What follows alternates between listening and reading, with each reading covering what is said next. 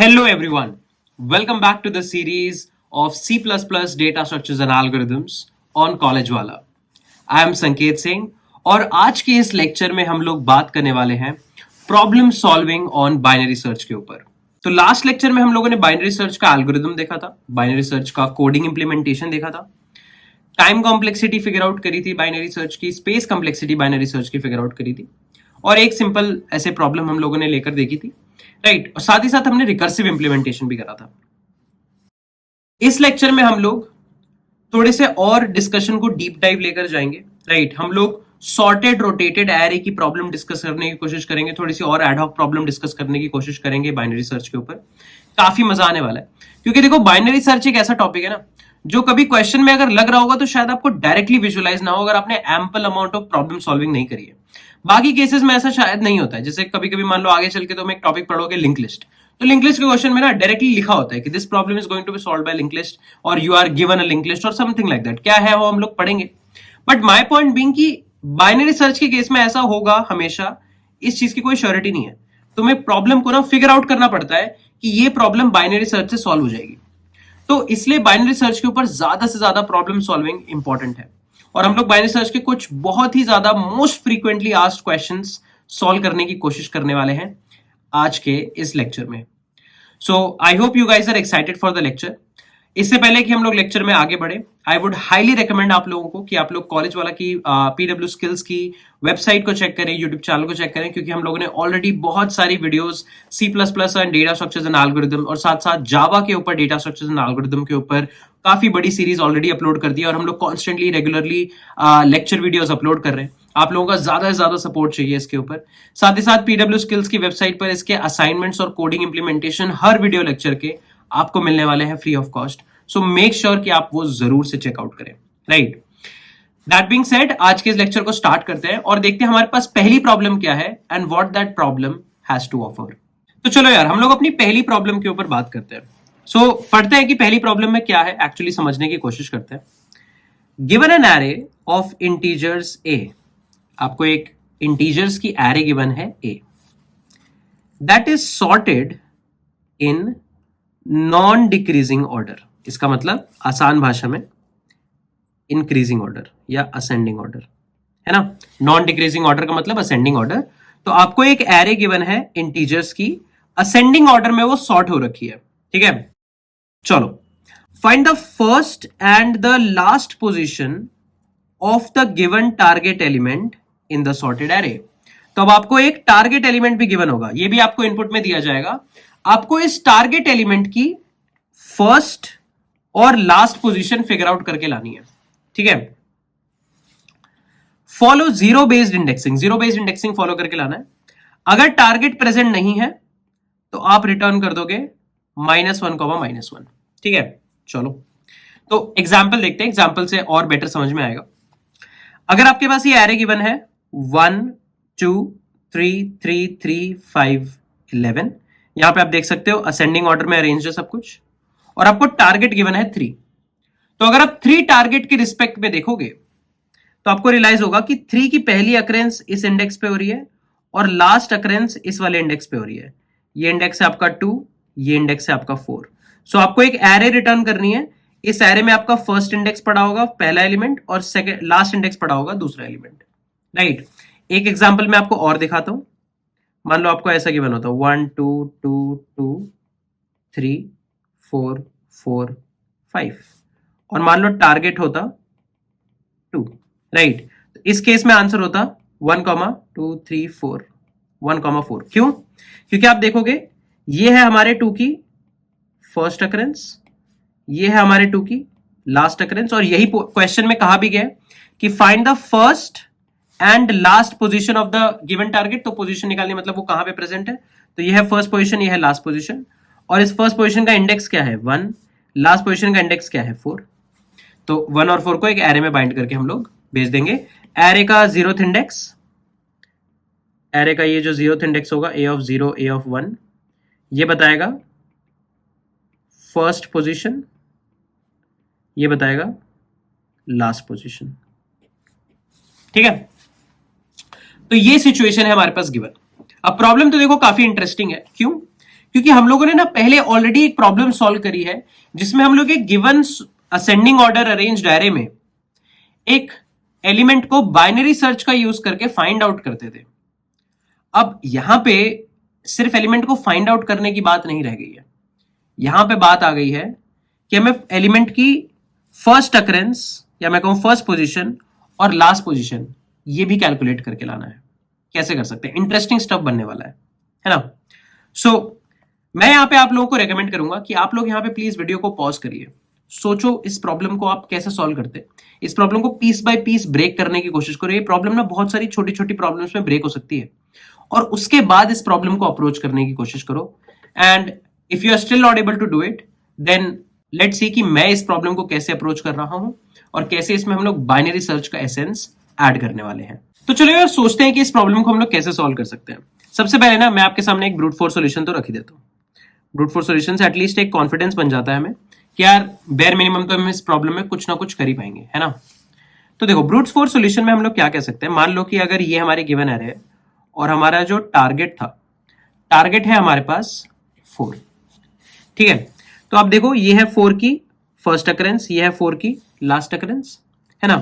तो आप क्या कर सकते हो, आप अपनी एरे पे लीनियर सर्च लगा सकते हो। लीनियर सर्च लगाने के बाद लीनियर सर्च आप एक काम करो, 0th इंडेक्स से स्टार्ट करके राइटवर्ड डायरेक्शन में जाओ, एक एक करके एलिमेंट को चेक करो, क्या ये करंट एलिमेंट टारगेट के बराबर है या नहीं है। क्या ये करंट एलिमेंट टारगेट है? नहीं है। क्या ये करंट एलिमेंट टारगेट है? No. Is this our target element? No. Is this our target element? No. क्या ये है टारगेट एलिमेंट? नो। क्या ये है हमारा टारगेट एलिमेंट? यस। तो 0 से राइट साइड जाते टाइम जो भी पहला इंडेक्स आपको मिला जो कि टारगेट एलिमेंट के बराबर है वही होगा हमारा फर्स्ट पोजीशन। और ये सेम प्रोसेस मैं रिपीट करूंगा लास्ट इंडेक्स से, बट दिस टाइम इसको हम लोग पीछे की डायरेक्शन में लेफ्ट साइड में लेके जाएंगे। तो क्या करंट एलिमेंट टारगेट है? जी नहीं। इसके एक लेफ्ट साइड जाएंगे, क्या करंट एलिमेंट टारगेट है? जी हाँ, करंट एलिमेंट टारगेट है। तो ये हो जाएगा हमारा last position. Can I say that? बहुत ही सिंपली एक एक करके बस एरे पे आइटरेट करेंगे, हर एक एलिमेंट पे जाएंगे सबसे पहले 0 से राइट साइड, मतलब पहले 0 से 1, 1 से 2, 2 से 3, 3 से 4, और चेक करेंगे कि क्या मेरा करंट एलिमेंट 4 के बराबर है या मेरे टारगेट के बराबर है। अगर टारगेट के बराबर जैसे ही आपको मिलता है आप अपना लूप ब्रेक कर दोगे, क्योंकि वो आपकी फर्स्ट पोजीशन आपको एब्सोल्युटली सक्सेसफुली मिल गई है। यहां तक तो हमने मचा दिया है। अब सेम चीज हम लोग राइट से लेफ्ट के साइड पे करेंगे। जब आप राइट से लेफ्ट के साइड जाने वाले हो तो देखो यहां पे एलिमेंट है 5, क्या ये बराबर है टारगेट के? नो। ये एलिमेंट है 4, क्या ये बराबर है टारगेट के? जी हां। तो जब आप लास्ट इंडेक्स से 0 की तरफ मतलब लेफ्ट साइड पे जाते हो, इसका मतलब अगर आपको कहीं पे भी टारगेट मिला वो उसकी लास्ट अकरेंसी ट्रिगर कर रहा होगा। जैसे आपको टारगेट मिलता है आप लूप ब्रेक कर दो, ये हमारी लास्ट पोजीशन है। टाइम कॉम्प्लेक्सिटी क्या होगी इस सॉल्यूशन की? इस सॉल्यूशन की टाइम कॉम्प्लेक्सिटी होगी order of n, space complexity होगी ऑर्डर ऑफ 1, है ना। क्योंकि कोई एक्स्ट्रा स्पेस एज सच खर्च नहीं कर रहे हैं। और बट वर्स्ट केस में क्या हो सकता है, मान लो कि एक ही एलिमेंट, मान लो टारगेट 2 है, तो यहां से 2 तक जाना पड़ेगा, यहां से 2 तक जाना पड़ेगा। आपको इस केस में हर एलिमेंट को एक एक बार टच करना ही पड़ेगा, तो एटलीस्ट ऑर्डर ऑफ n तो जा ही रहा है ना। ये हो गया ब्रूट फोर्स। मतलब मैं कहूंगा इतना तो बेसिक हम सोच ही सकते हैं। अब इसको ऑप्टिमाइज कैसे करा जा सकता है, यहां पे ना एक्चुअल एसेंस आने वाला है बाइनरी सर्च का। चलो देखते हैं।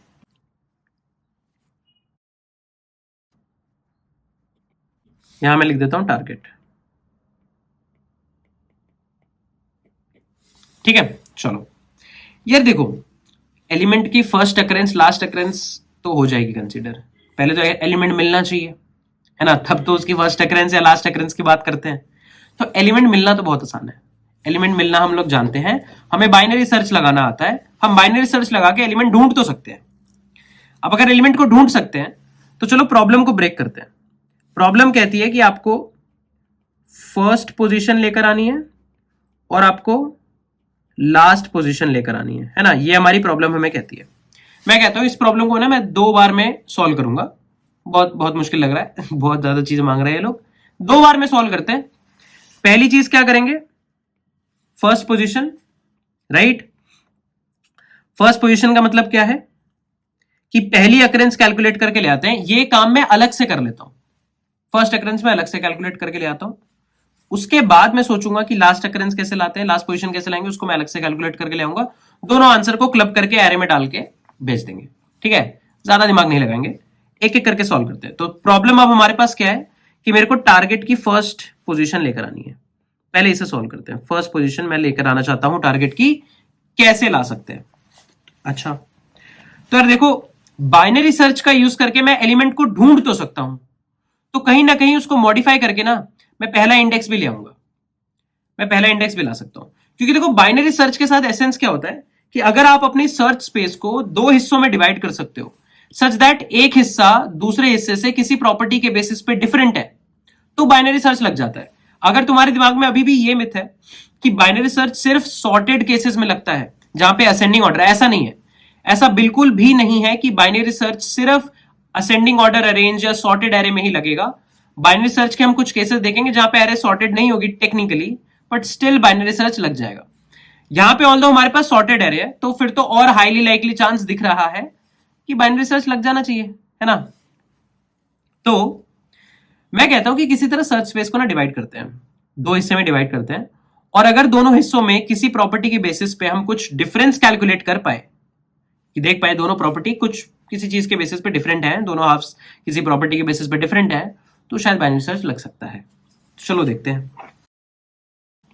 अब ये हो जाएगा हमारा लो, ये हो जाएगा हमारा हाई, और मिड कैलकुलेट कर लेते हैं। 8 प्लस 0/2, 8 प्लस 0/2 4। ठीक है, चलो 8 प्लस 0/2 4 यहां पे आ गए। क्या ये एलिमेंट टारगेट के बराबर है? तुम खुद सोचो, क्या तुम्हें दिख रहा है 3 4 के बराबर है? क्या नहीं है, ये 3 4 के बराबर नहीं है। क्या ये 3 लेस देन 4 है? Is 3 less than 4? जी हाँ भाई, 3 तो लेस देन 4 ही है। अगर 3 लेस देन 4 है और ये पूरी एरे असेंडिंग ऑर्डर में अरेंज्ड है, तो मैं डैम श्योर होके ये कह सकता हूं कि यार इस इंडेक्स पे जहां पे 3 पड़ा है और इसके लेफ्ट साइड पे, यहां पे कहीं पे भी मेरा आंसर है होने नहीं वाला। क्योंकि अगर 3 लेस देन 4 है तो ये सारे एलिमेंट्स तो लेस देन 4 हैं ही। क्यों? क्योंकि ये सारे एलिमेंट लेस देन 3 है। जैसे 2 है, 2 तो ऑलरेडी लेस देन 3 है, और 3 लेस देन 4 है, तो I can say 2 is also less than 4, है ना। तो यहां पे 3 अगर 4 से छोटा है तो 3 के लेफ्ट साइड में भी सब कुछ 4 से छोटा ही होगा। ये बात दिमाग में बिठा लेने की चीज है ना। तो अगर 3 4 से छोटा है और 3 के लेफ्ट साइड में भी सब कुछ 4 से छोटा है, तो इस पूरे रीजन में तो आंसर कभी होगा ही नहीं ना। तो मैं अपना ये लेफ्ट वाला जो ये वाला हाफ है इसको डिस्कार्ड कर देता हूं। कैसे करेंगे? Low is equals to mid plus 1, low is equals to mid plus 1, है ना। ये एक स्ट्रैटेजी होगी। अच्छा चलो और देखते हैं। अब यहां पे दोबारा तुम मिड निकालोगे। 8 प्लस 5 13, 13/2 6, तो मिड निकाला। अब यहां पे इंटरेस्टिंग केस आ रहा है, यहां पे इंटरेस्टिंग केस आ रहा है। क्या इंटरेस्टिंग केस आ रहा है? ये तो 4 4 के बराबर है, ये तो 4 4 के बराबर है। तो अगर मुझे 4 ढूंढना होता ना तो मेरे को आंसर मिल गया, बट मुझे 4 ढूंढना नहीं है, मुझे 4 की पहली पोजीशन ढूंढनी है। अब सोचने की बात क्या है कि अगर ये एलिमेंट 4 के बराबर है तो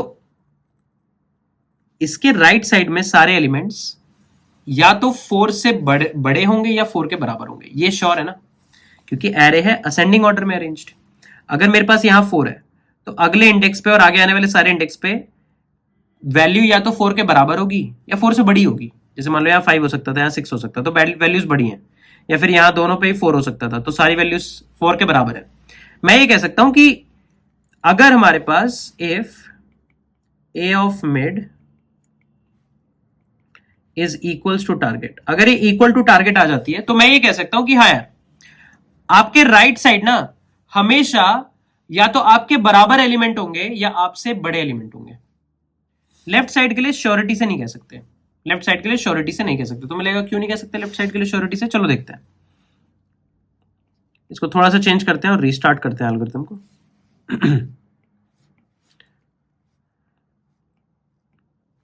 ठीक है, यहां मैंने लो रख दिया। टारगेट को ना मैं इस बारी 3 कर देता हूं। देखो अब मिड निकालो, मिड आया ये। क्या मैं कह सकता हूं कि ये टारगेट के बराबर है? ये वैल्यू 3 जो है ये टारगेट के बराबर है। अब जो ये वैल्यू 3 टारगेट के बराबर है, तो डैम श्योर हूं मैं कि यार इसके राइट साइड पे भी ना वैल्यूज या तो 3 के बराबर होंगी या 3 से बड़ी होंगी, ग्रेटर देन और इक्वल टू 3 वैल्यूज होंगी हमेशा इसके right side. But left side में श्योरिटी से नहीं कह सकते कि लेस देन होंगी या फिर ग्रेटर ही होंगी। कुछ वैल्यूज लेस हैं, कुछ वैल्यूज बराबर है ना, लेस देन और इक्वल टू वाली चीज है ना। अच्छा, तो यहां पे इस प्रॉपर्टी के बेसिस पे आप देख सकते हो कि इस 3 के राइट साइड में सब कुछ 3 के बराबर होगा या बड़ा होगा, और लेफ्ट साइड में या तो बराबर होगा या छोटा होगा, है ना।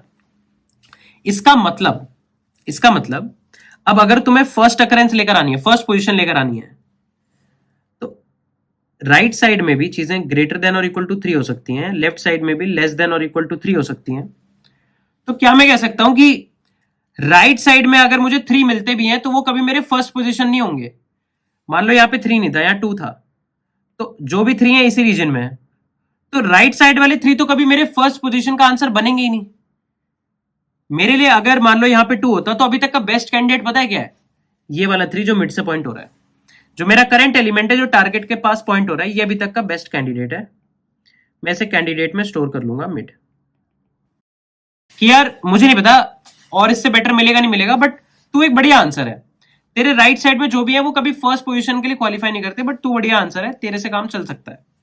लेकिन हो सकता है तुझसे बेटर भी मिल जाए, हो सकता है आपको इस 3 से बेटर भी कुछ मिल जाए, क्योंकि आपको फर्स्ट पोजीशन लेकर आनी है। तो इससे बेटर तो इसके लेफ्ट साइड ही एग्जिस्ट करेगा। तो राइट साइड को आपको चेक करने की जरूरत नहीं है, आप हमेशा लेफ्ट साइड चले जाओ अगर वैल्यू बराबर हो जाती है तो, राइट। तो कैसे जाओगे? High is equals to mid minus 1। तो देखो यहां पे मैंने क्या करा है, यहां पे 2 चीजें करी हैं। एक तो कैंडिडेट को मिड में स्टोर कर लिया है, या मैं कहूं मिड को कैंडिडेट में स्टोर कर लिया है, और high is equals to mid minus 1 कर दिया है ना। क्यों? क्योंकि मिड हमारा एक पॉसिबल आंसर हो सकता है ऐसे केसेस में जिसमें यही फर्स्ट अकरेंस है, या फिर मिड से भी बेटर कुछ लेफ्ट साइड मिल सकता है, तो आप अपना राइट साइड कन्वर्ज कर दोगे, या मैं कहूं राइट साइड रिमूव कर दोगे। ठीक है, तो अब हमें पता लग गया अगर वैल्यू लेस है तो लेफ्ट साइड रिमूव कर दो, वैल्यू बराबर है तो राइट साइड रिमूव कर दो। व्हाट इफ अगर वैल्यू बड़ी है, मान लो मुझे -1 के लिए कैलकुलेट करना है, तो देखो दोबारा यहां पे मिड आएगा, ये जो वैल्यू 3 है ये ग्रेटर देन द टारगेट है, राइट। अगर ये value 3 greater than the target है, ग्रेटर देन टारगेट है देखो, तो इस 3 के राइट साइड तो सब कुछ ग्रेटर देन और इक्वल टू 3 है, तो ये सारे भी ग्रेटर देन टारगेट होंगे। Can I say that? तो इस साइड में तो मुझे कभी टारगेट मिलेगा ही नहीं, तो मुझे क्या करना चाहिए?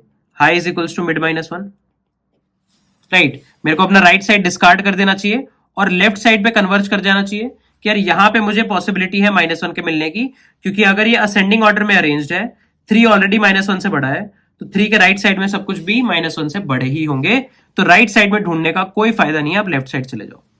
तो टेक्निकली स्पीकिंग ये दोनों कंडीशन क्लब करी जा सकती है ना, ये दोनों कंडीशंस तो क्लब करी जा सकती हैं। कैसे? आप ऐसा लिख सकते हो, if A of mid greater than और इक्वल टू टारगेट। अगर ये ग्रेटर देन और इक्वल टू टारगेट हो गया तो आप क्या करोगे? High is equals to mid minus 1, और ये चेक कर लो कि क्या मिड की वैल्यू, क्या ARR एट मिड टारगेट के बराबर है। तो if ARR at mid is equals to target, तो हम लोग क्या करेंगे? कैंडिडेट में मिड स्टोर कर देंगे। ठीक है, इसकी कोड इंप्लीमेंटेशन करेंगे तो और समझ में आ जाएगा। बट माय पॉइंट बीइंग कि अगर वैल्यू बराबर है या बड़ी है तो आपको हमेशा राइट साइड डिस्कार्ड करना है। अगर वैल्यू बराबर है तो आपको करंट इंडेक्स को कैंडिडेट इंडेक्स की तरह रखना है कि ये शायद सबसे बेस्ट आंसर मुझे मिलने ही वाला है। हो सकता है इससे बेटर कुछ हो लेफ्ट साइड में या ना हो, बट राइट में तो पक्का इससे बेटर कुछ नहीं है। And that's it. आपके पास फर्स्ट अकरेंस नहीं आने लग जाएगी। तो देखो इस एरे को उठाते हैं, ठीक है, और अपडेट ऐसा कर देते हैं और टारगेट कर देते हैं 1। ठीक है, देखो अब मैं कहता हूं कि आप मिड निकालो। क्या mid greater than the target है? जी हाँ, ग्रेटर देन टारगेट है। ग्रेटर देन इक्वल टू मतलब 3 इज ग्रेटर देन और इक्वल टू 1, तो इसके राइट साइड में भी सब कुछ ग्रेटर देन और इक्वल टू 1 होगा। और क्योंकि करंट वैल्यू तो नहीं है 1 के बराबर, तो कुछ कर नहीं सकते, तो आपको हमेशा राइट साइड डिस्कार्ड करना है, आपको लेफ्ट साइड पे जाना है। लेफ्ट साइड कैसे जाओगे? High is equals to mid minus 1। अब देखो मिड कैलकुलेट करो, 3 + 0/2 1, ये आ गया मिड। क्या -1 लेस देन 1 है? जी हाँ। अगर -1 लेस देन 1 है तो -1 के लेफ्ट साइड पे भी ना सब कुछ लेस देन 1 होगा। यहां पे हम कभी भी 1 फाइंड आउट नहीं कर सकते। आप कर दो low is equals to mid plus 1, तो देखो if A of mid is less than the target, अगर टारगेट से लेस है तो low is equals to mid plus 1। ठीक है, चलो ओके। अब इनके बीच में मिड निकालते हैं। अब इनके बीच में मिड निकालते हैं। 3 + 2/2 2, यही मिड है हमारा, यही हमारा मिड है।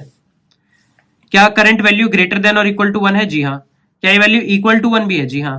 तो आप कैंडिडेट में क्या स्टोर कर लो? 2 स्टोर कर लो कि भाई 2 हो सकता है मेरी बेस्ट इंडेक्स होती, या फिर 2 से बेटर भी कुछ लेफ्ट साइड मिल सकता था, बट अभी के लिए 2 बेस्ट इंडेक्स दिख रही है।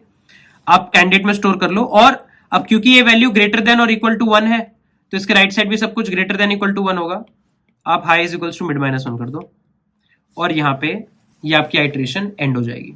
तो देखो केस बाय केस मैंने बस ये देखा कि किस केस के लिए मैं अपने पार्टीशन को, या मैं कहूं अपने सर्च स्पेस को, 2 हिस्सों में डिवाइड कर पा रहा हूं, सच दैट दोनों हिस्से किसी प्रॉपर्टी के बेसिस पर डिफरेंट है, और वहां पे लग जा रहा है बहुत ही आसान तरीके से बाइनरी सर्च, राइट।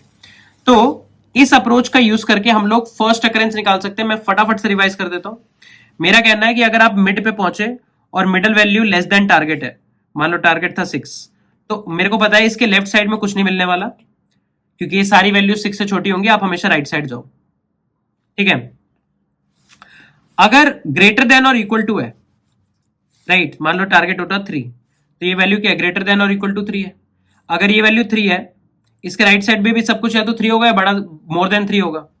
तो अगर 3 ने ही कैंडिडेट बनना है, क्योंकि यही टारगेट है, तो अभी तक के लिए तो यही बेस्ट कैंडिडेट है। हो सकता है इसके लेफ्ट साइड पे कुछ बेटर मिल जाए, बट अभी के लिए तो यही बेटर है बाकी 3 के मुकाबले। तो इसको हम लोग कैंडिडेट में स्टोर कर लेंगे इफ एंड ओनली इफ इस इंडेक्स पे टारगेट के रेलेवेंट डेटा पड़ा है।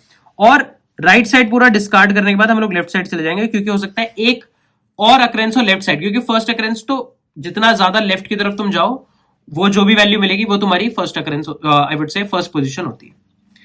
अब इस पूरे फर्स्ट पोजीशन के कैलकुलेशन में टाइम कॉम्प्लेक्सिटी क्या लगेगी? Order of log N. और स्पेस कॉम्प्लेक्सिटी क्या लगेगी? Order of 1। क्यों?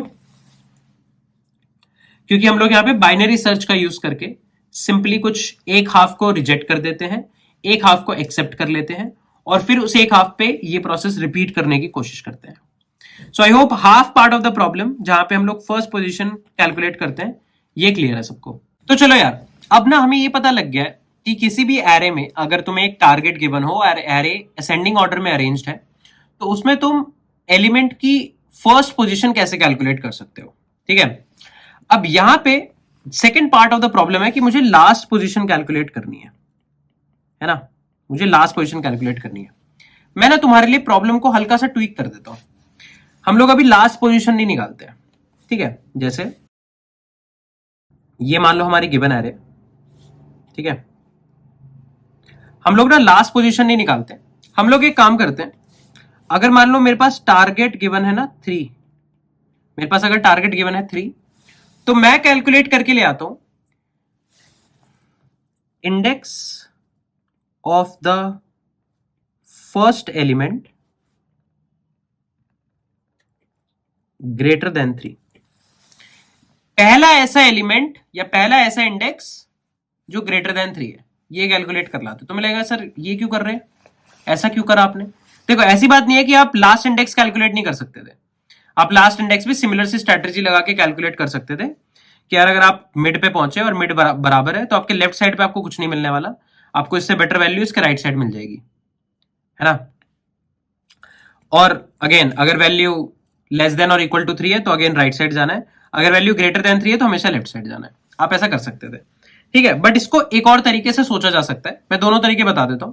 पहला ये बताता हूं कि अगर आपको लास्ट, अब मैं फाइट कर रहा हूं लास्ट पोजीशन निकालने के लिए, तो मैं कहता हूं लास्ट पोजीशन अगर निकालनी है ना, तो आप वो इंडेक्स, उस एलिमेंट का पहला इंडेक्स निकाल दो, या उस पहले एलिमेंट का इंडेक्स निकाल दो जो ग्रेटर देन 3 है या जो ग्रेटर देन टारगेट है। तुम कहोगे क्यों? क्योंकि उसका इंडेक्स -1 ही तो मेरे 3 का लास्ट अकरेंस होने वाला है ना।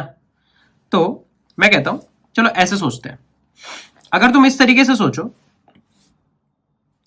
तो अगर तुम्हारे पास मान लो मिडल वैल्यू आई, और ये मिडल वैल्यू लेस देन और इक्वल टू टारगेट है, या तो लेस देन टारगेट है या इक्वल टू टारगेट है। ठीक है, मान लो या तो मिड यहां बैठा होता कहीं, या फिर मिड अभी यहां बैठा है, तो ये क्या है, less than equal to target. अगर less than equal to target है तब तो आंसर हमेशा राइट साइड पे होगा ना, क्योंकि इसके लेफ्ट साइड भी सब कुछ लेस देन और इक्वल टू टारगेट होगा, और मुझे चाहिए टारगेट से जस्ट बड़ी वैल्यू, फर्स्ट वैल्यू और the smallest value greater than the target. तो ये वैल्यू तो हमेशा राइट साइड पे ही होगी। तो क्या मैं कह सकता हूं कि low is equals to mid plus one. आप अपना पूरा का पूरा जो लेफ्ट पार्ट है, आपका जो पूरा का पूरा लेफ्ट पार्ट है ना, उसको डिस्कार्ड कर दो, low is equals to mid plus one आ गया। ठीक है, अच्छा अब दोबारा कैलकुलेट करते हैं। यहां पे आ गया मिड, ठीक है, यहां पे आ गया मिड, सेम सिनेरियो हो रहा होगा, है ना, बट थोड़ा सा कंडीशन में चेंज लाते हैं। अब एक काम करते हैं, डेटा को ना कुछ ऐसा कर देते हैं,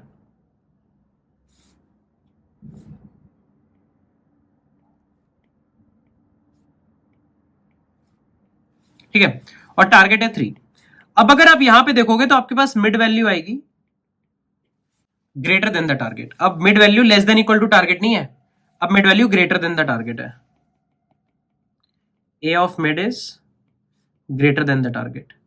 अब अगर A of mid greater than the target है तो सोचने की बात नहीं है कि यार अगर ये value greater than the target है तो हो सकता है ना यही वैल्यू मेरी फर्स्ट वैल्यू हो जो ग्रेटर देन टारगेट हो, यही वैल्यू हो जो मेरी first value greater than target हो, या फिर इससे कुछ बेटर मिल सकता है, क्योंकि अब ये एलिमेंट यहां से जैसे आपको ये 4 मिला, ये वैल्यू तो डेफिनेटली ग्रेटर देन टारगेट है, और इसके राइट साइड भी सब कुछ ग्रेटर देन टारगेट है, क्योंकि सारी वैल्यूज 4 से बड़ी या बराबर होने वाली है।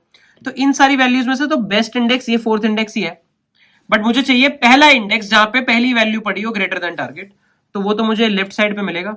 बट मैं ये नहीं कह सकता कि ये मेरा अच्छा आंसर नहीं है, क्योंकि हो सकता है यहाँ पे 3 होता, अगर ये 3,3 है तो यही मेरा आंसर होगा। तो जैसे आपको एक इंडेक्स मिला जो ग्रेटर देन द टारगेट है, वो हो सकता है आपका पॉसिबल इंडेक्स या पॉसिबल आंसर हो, बट आप उससे थोड़ा बेटर भी ढूंढने जा सकते हो उसके लेफ्ट साइड, क्योंकि मैं फर्स्ट इंडेक्स चाहता हूं तो मैं लेफ्ट पे जितना पुश मार सकता हूं ना उतना ज्यादा पुश मारना चाहूंगा।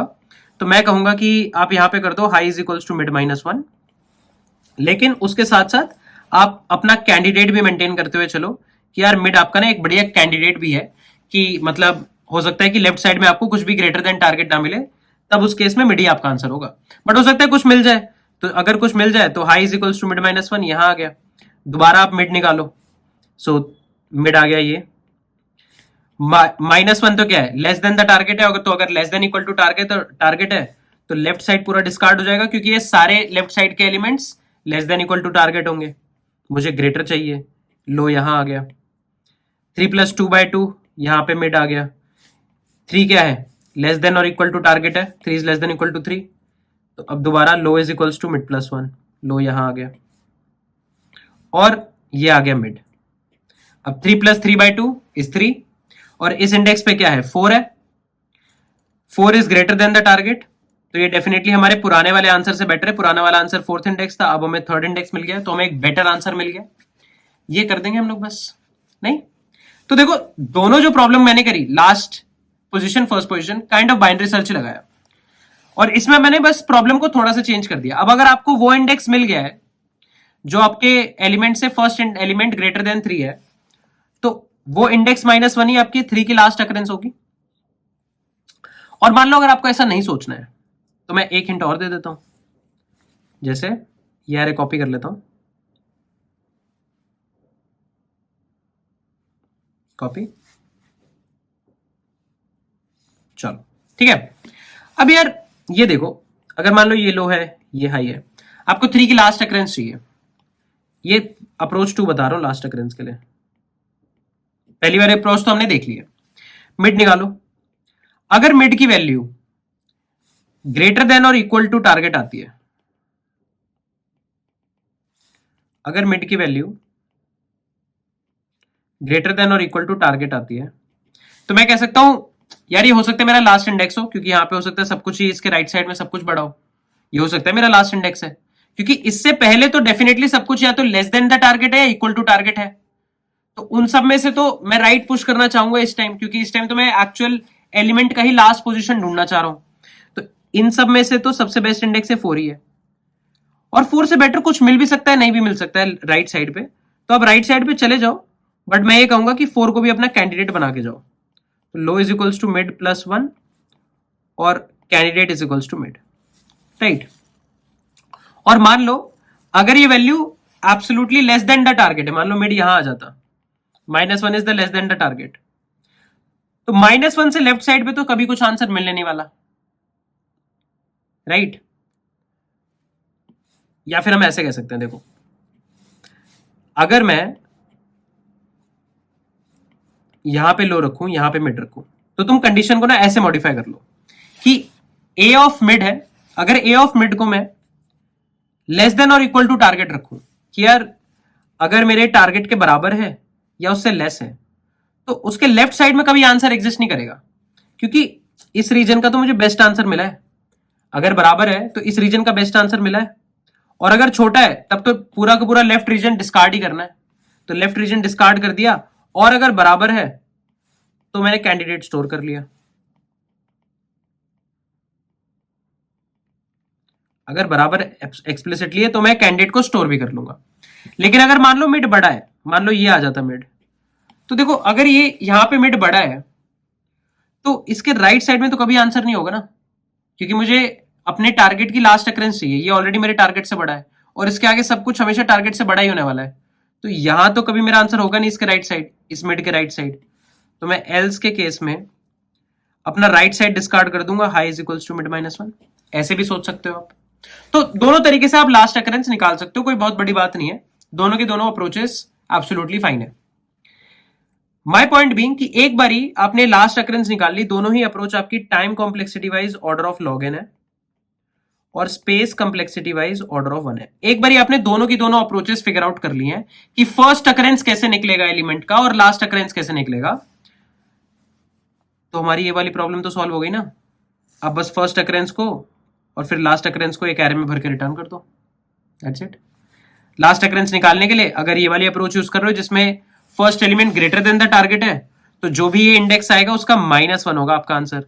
तो जैसे टारगेट 3 था, तो ये है पहला इंडेक्स जो कि ग्रेटर देन टारगेट है, इसका -1 ही हमारा लास्ट अकरेंस है, that's it, that's it, right. और सेम बाइनरी सर्च वाला लूप लग रहा है, देखो हर बारी मिड कैलकुलेट करता हूं, हर बारी मिड पे कुछ कुछ कंडीशंस लगाता हूं, यहाँ देखो मिड पे कुछ कुछ कंडीशंस लगाता हूं, उस हिसाब से लो को मॉडिफाई करता हूं या हाई को मॉडिफाई करता हूं, क्योंकि या तो लेफ्ट हाफ डिस्कार्ड कर देना है या राइट हाफ डिस्कार्ड कर देना है, और वाइल लूप की कंडीशन वही है। साथ साथ एक कैंडिडेट आंसर मेंटेन करके चल रहा हूं जो कि हमें सही तरीके से आंसर कैलकुलेट करने में हेल्प कर रहा है, दैट्स इट। इतना ही तो पार्ट है ना। तो आई होप कि ये लॉजिक समझ में आ गया सब लोगों को। अगर इनकेस कोई लॉजिक में डाउट है, मैं सबसे पहले रिकमेंड करूंगा एक बारी ना पीछे जाके इस पूरी एक्सप्लेनेशन को दोबारा देखो, तुम्हारे दिमाग में एकदम ऐसे कॉपी पेस्ट हो जाएगी ये पूरी की पूरी एक्सप्लेनेशन। और इस एक्सप्लेनेशन को थोड़ा और कंक्रीट करने के लिए एक काम करते हैं, एक एग्जाम्पल लेते हैं, एग्जाम्पल के बाद एक कोडिंग इंप्लीमेंटेशन लेंगे और फिर डन कर देंगे प्रॉब्लम को। हमारी तरफ से हमने प्रॉब्लम में फुल मचा दिया है, पूरी प्रॉब्लम हमारी तरफ से सॉल्व हो जाएगी। तो ये वाला प्रॉब्लम ही लेते हैं, ये वाला ही टेस्ट केस ले लेते हैं, 1 2 3 3 5 11 1 2 3 3 5 11। चलो पहले फर्स्ट पोजीशन कैलकुलेट करने की कोशिश करते हैं, ठीक है। तो ये हमारी फाइनल रिजल्ट है, अभी के लिए मान लो कुछ भी डमी पड़ा है, ये हो गया लो, ये हो गया हाई, क्योंकि सर्च स्पेस क्या है, एरे के एलिमेंट से सर्च स्पेस है, मिड निकालते हैं 0 1 2 3 4 5 6, ये आ गया मिड। फर्स्ट एलिमेंट ढूंढ रहे हैं, क्या ये करंट एलिमेंट ग्रेटर देन और इक्वल टू टारगेट है, या तो ये बराबर होगा टारगेट के या इक्वल होगा, तो हम greater than equal to target check कर रहे थे। क्या ये एलिमेंट ग्रेटर देन और इक्वल टू टारगेट है? जी हाँ, ग्रेटर देन और इक्वल टू टारगेट है। अगर ये ग्रेटर देन टारगेट होता, सिर्फ ग्रेटर देन द टारगेट होता, तो भी हमें राइट हाफ डिस्कार्ड करना है, और इनफैक्ट इस केस में इक्वल टू द टारगेट है, तो भी इससे बेटर आंसर इसके लेफ्ट साइड हो सकता है, राइट साइड का भी बेटर आंसर नहीं होगा। इस केस में हम पूरा राइट साइड डिस्कार्ड कर देंगे, तो मैं एक कैंडिडेट आंसर मेंटेन करके चलूंगा। क्यों? क्योंकि ये एटलीस्ट इक्वल टू टारगेट है, तो मैं कहूंगा कैंडिडेट में आप मिड स्टोर कर लो। तो मिड क्या है, अभी मिड है 3 स्टोर कर लिया, और high is equals to mid -1, ठीक है। चलो ठीक है, अब दोबारा से कैलकुलेट करते हैं, मिड निकालते हैं। मिड आ गया 2, क्या 2 लेस देन द टारगेट है? जी हाँ। अगर 2 लेस देन टारगेट है तो 2 में तो कोई आंसर नहीं है और 2 के लेफ्ट साइड भी कोई आंसर नहीं है, पूरा लेफ्ट हाफ डिस्कार्ड कर दो। Low is equals to mid plus 1। Low और हाई दोनों ही सेम इंडेक्स पे आ गए हैं, मिड भी यहीं आ जाएगा। क्या ये वैल्यू ग्रेटर देन और इक्वल टू टारगेट है? जी हाँ। तो डेफिनेटली या तो ये हमारा एक बेटर आंसर, क्योंकि ऑलरेडी 3 से लेफ्ट साइड पे आ गए थे, तो डेफिनेटली हमारा एक बेटर आंसर हो सकता है, या फिर इसके लेफ्ट साइड में मैं कुछ बेटर आंसर ढूंढूंगा। तो high is equals to mid minus 1। जैसे ही high is equals to mid minus 1 हुआ, हाई और लो क्रॉस कर गए, मेरे पास इंडेक्स 2 आ गया जो कि मेरी पहली अकरेंस थी, तो मैं इंडेक्स 2 अपने रिजल्ट में स्टोर कर दूंगा। दोबारा करेंगे लास्ट इंडेक्स के लिए। इस बारी मैं टारगेट नहीं ढूंढूंगा, मेरा टारगेट क्या है, लेट्स से 3 है। मैं टारगेट से जस्ट बड़ी value greater than first greater value than 3 देखूंगा, ठीक है। Low high mid. क्या ये वैल्यू लेस देन और इक्वल टू टारगेट है? जी हाँ, ये लेस देन और इक्वल टू टारगेट है। या ऐसे देखते हैं, हाँ चलो देखिए, if A of mid is less than और इक्वल टू टारगेट। क्या ये लेस देन और इक्वल टू टारगेट है? जी हाँ। यार ये वैल्यू अगर लेस देन और इक्वल टू टारगेट है तो कभी भी इस रेंज में, इसके लेफ्ट साइड और इसको इंक्लूसिव, इस रेंज में कभी भी कुछ ग्रेटर देन टारगेट तो होगा ही नहीं। तो मुझे तो ग्रेटर देन टारगेट ढूंढना है, पहली वैल्यू ग्रेटर देन टारगेट, तो बस लेफ्ट हाफ को डिस्कार्ड कर दो, मिड निकालो। क्या ये value greater than the target है? जी हाँ, ये value greater than the target है। तो हो सकता है यही मेरा पहला एलिमेंट हो, यही मेरा पहला एलिमेंट हो जो कि जस्ट लास्ट अकरेंस ऑफ 3 के बाद है। तो मैं इसको स्टोर कर लूंगा, इसका इंडेक्स 5, और हो सकता है इससे बेटर कुछ मिल जाए ना, क्योंकि मुझे फर्स्ट एलिमेंट ग्रेटर देन 3 चाहिए। तो अब इसके राइट साइड में तो सारे ही एलिमेंट ग्रेटर देन 3 है, इन सारे एलिमेंट्स में से तो ये 5 ही बढ़िया है। तो मैं इसके लेफ्ट साइड पे आ जाऊंगा कि यार अब इससे कुछ और बढ़िया ढूंढते हैं, मिड निकालते हैं। क्या ये वैल्यू लेस देन और इक्वल टू 3 है? जी हाँ। तो फिर हमें ग्रेटर एलिमेंट कुछ मिलेगा ही नहीं इस रेंज में, तो low is equals to mid plus 1, that's it. Candidate में 5 आ गया। अब ये 5 क्या है? ये 5 इंडेक्स बता रहा है मेरे एलिमेंट से जस्ट पहला ऐसा एलिमेंट जो मेरे एलिमेंट से जस्ट बड़ा है, मेरे टारगेट एलिमेंट से जस्ट बड़ा एलिमेंट मेरे जस्ट बाद। तो मेरे टारगेट एलिमेंट की लास्ट अकरेंस क्या होगी? This index -1, right? 5 -1 that is 4। तो मैं 5 -1 दैट इज 4 स्टोर कर लूंगा, यही मेरा आंसर है। और फाइनल क्वेश्चन कि मान लो अगर एलिमेंट एग्जिस्ट ही नहीं करता, मान लो एलिमेंट एग्जिस्ट ही नहीं करता, तो क्या होगा? तो आप देखो, जो आपने फर्स्ट पोजीशन और लास्ट पोजीशन वाला एल्गोरिथम लगाया ना, दोनों में से किसी का भी यूज करके आप ये डिटेक्ट कर सकते हो कि एलिमेंट एग्जिस्ट करता है या नहीं करता है। फॉर एग्जांपल मान लो मैं लास्ट पोजीशन वाला डिटेक्ट करने की कोशिश करता हूं, लास्ट पोजीशन से डिटेक्ट करने की कोशिश करता हूं।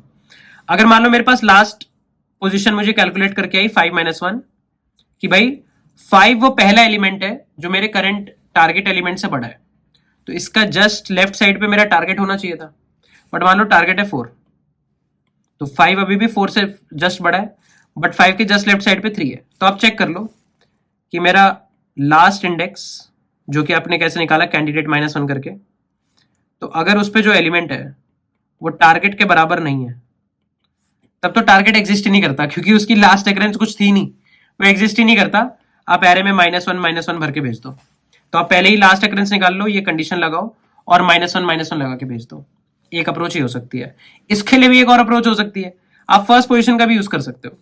जो आपने फर्स्ट पोजीशन निकाली है ना, यहाँ पे ये जो फर्स्ट पोजीशन निकाली है, आप फर्स्ट पोजीशन देखो। अब अगर एलिमेंट एग्जिस्ट ही नहीं करेगा, मान लो 2 एग्जिस्ट ही नहीं करता, तो ये एक्चुअली ये एल्गोरिथम क्या कर रहा है, अगर ग्रेटर देन और इक्वल टू है तो कैलकुलेट करने की कोशिश करता है ना। आप यहां पे ये इफ का चेक हटा लो कि अगर टारगेट के बराबर है तभी मैं आंसर को अपडेट करूंगा। ये इफ का चेक आप हटा लो। अगर आप ये इफ का चेक हटा लेते हो तो आप हमेशा कैंडिडेट में ऐसी वैल्यू स्टोर करते हो जो कि ग्रेटर देन और इक्वल टू टारगेट है, सिर्फ इक्वल टू टारगेट नहीं, है ना। तो आप ये स्टोर कर लो अपने कैंडिडेट में। तो अगर आप ये स्टोर कर लोगे कैंडिडेट में, तो 2 ढूंढ रहे हैं, 2 कभी मिला ही नहीं, बट 2 से जस्ट बड़ी वैल्यू मिल जाएगी आपको। अगर 2 से जस्ट मतलब ग्रेटर देन और इक्वल टू 2 ढूंढ रहे हो, तो अगर 2 नहीं है तो आपको ग्रेटर देन 2 मिलेगा। तो यहाँ पे जो भी कैंडिडेट की वैल्यू होगी, अगर वो टारगेट के बराबर नहीं है तो भी आपको टारगेट मिल जाएगा। तो बहुत सारे तरीके से आप इस प्रॉब्लम को सॉल्व कर सकते हो, है ना। मतलब इसी दोनों फर्स्ट पोजीशन और लास्ट पोजीशन के अप्रोच में कुछ भी शफलिंग मिसमैच कर सकते हो और आपका काम बन जाएगा। तो आई होप कि ये बेसिक एक्सप्लेनेशन आपको क्लियर है इस प्रॉब्लम की। एक छोटा सा लास्ट फैक्ट बताऊंगा मैं, इससे पहले हम कोडिंग इंप्लीमेंटेशन स्टार्ट करें। ये जो लास्ट पोजीशन वाला एल्गोरिदम है, जहां पे हम लोग first element greater than the target निकाल रहे हैं, इसको कभी कभी हम लोग कहते हैं अपर बाउंड। इसको हम कहते हैं अपर बाउंड। और ये वाला जो एल्गोरिदम है, यहां पे हम लोग क्या कर रहे थे, फर्स्ट अकरेंस ऑफ टारगेट निकाल रहे थे ना। फर्स्ट अकरेंस ऑफ टारगेट के लिए वो इफ का चेक था। अब मैंने इफ का चेक हटा दिया है। अगर इफ का एक चेक हटा दिया है तो हम क्या निकाल रहे हैं, फर्स्ट एलिमेंट ग्रेटर देन और इक्वल टू टारगेट। जब आप ग्रेटर देन और इक्वल टू टारगेट निकालने लगते हो तो ये बन जाता है लोअर बाउंड, राइट।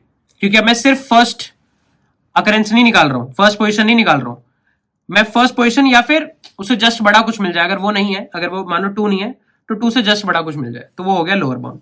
और हमेशा सिर्फ मान लो 2 से बड़ा ही चाहिए, 2 के बराबर नहीं चाहिए तो वो हो जाएगा अपर बाउंड, राइट। और ध्यान रखना, लोअर बाउंड के लिए मैंने बस वो इफ का चेक हटा दिया है, क्योंकि अब मैं ये मान के चल रहा हूं कि एलिमेंट मिसिंग भी हो सकता है। तो अगर मान लो एलिमेंट मिसिंग है, उस केस में तो फिर मैं एल्गोरिथम को ऐसी जगह रोकना चाहूंगा जो एलिमेंट से जस्ट बड़ा एलिमेंट मिल जाए और मैं उसको कंपेयर कर लूं।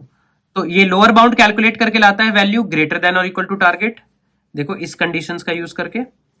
और अपर बाउंड कैलकुलेट करके लाता है greater than the target in conditions का यूज करके, and that's it.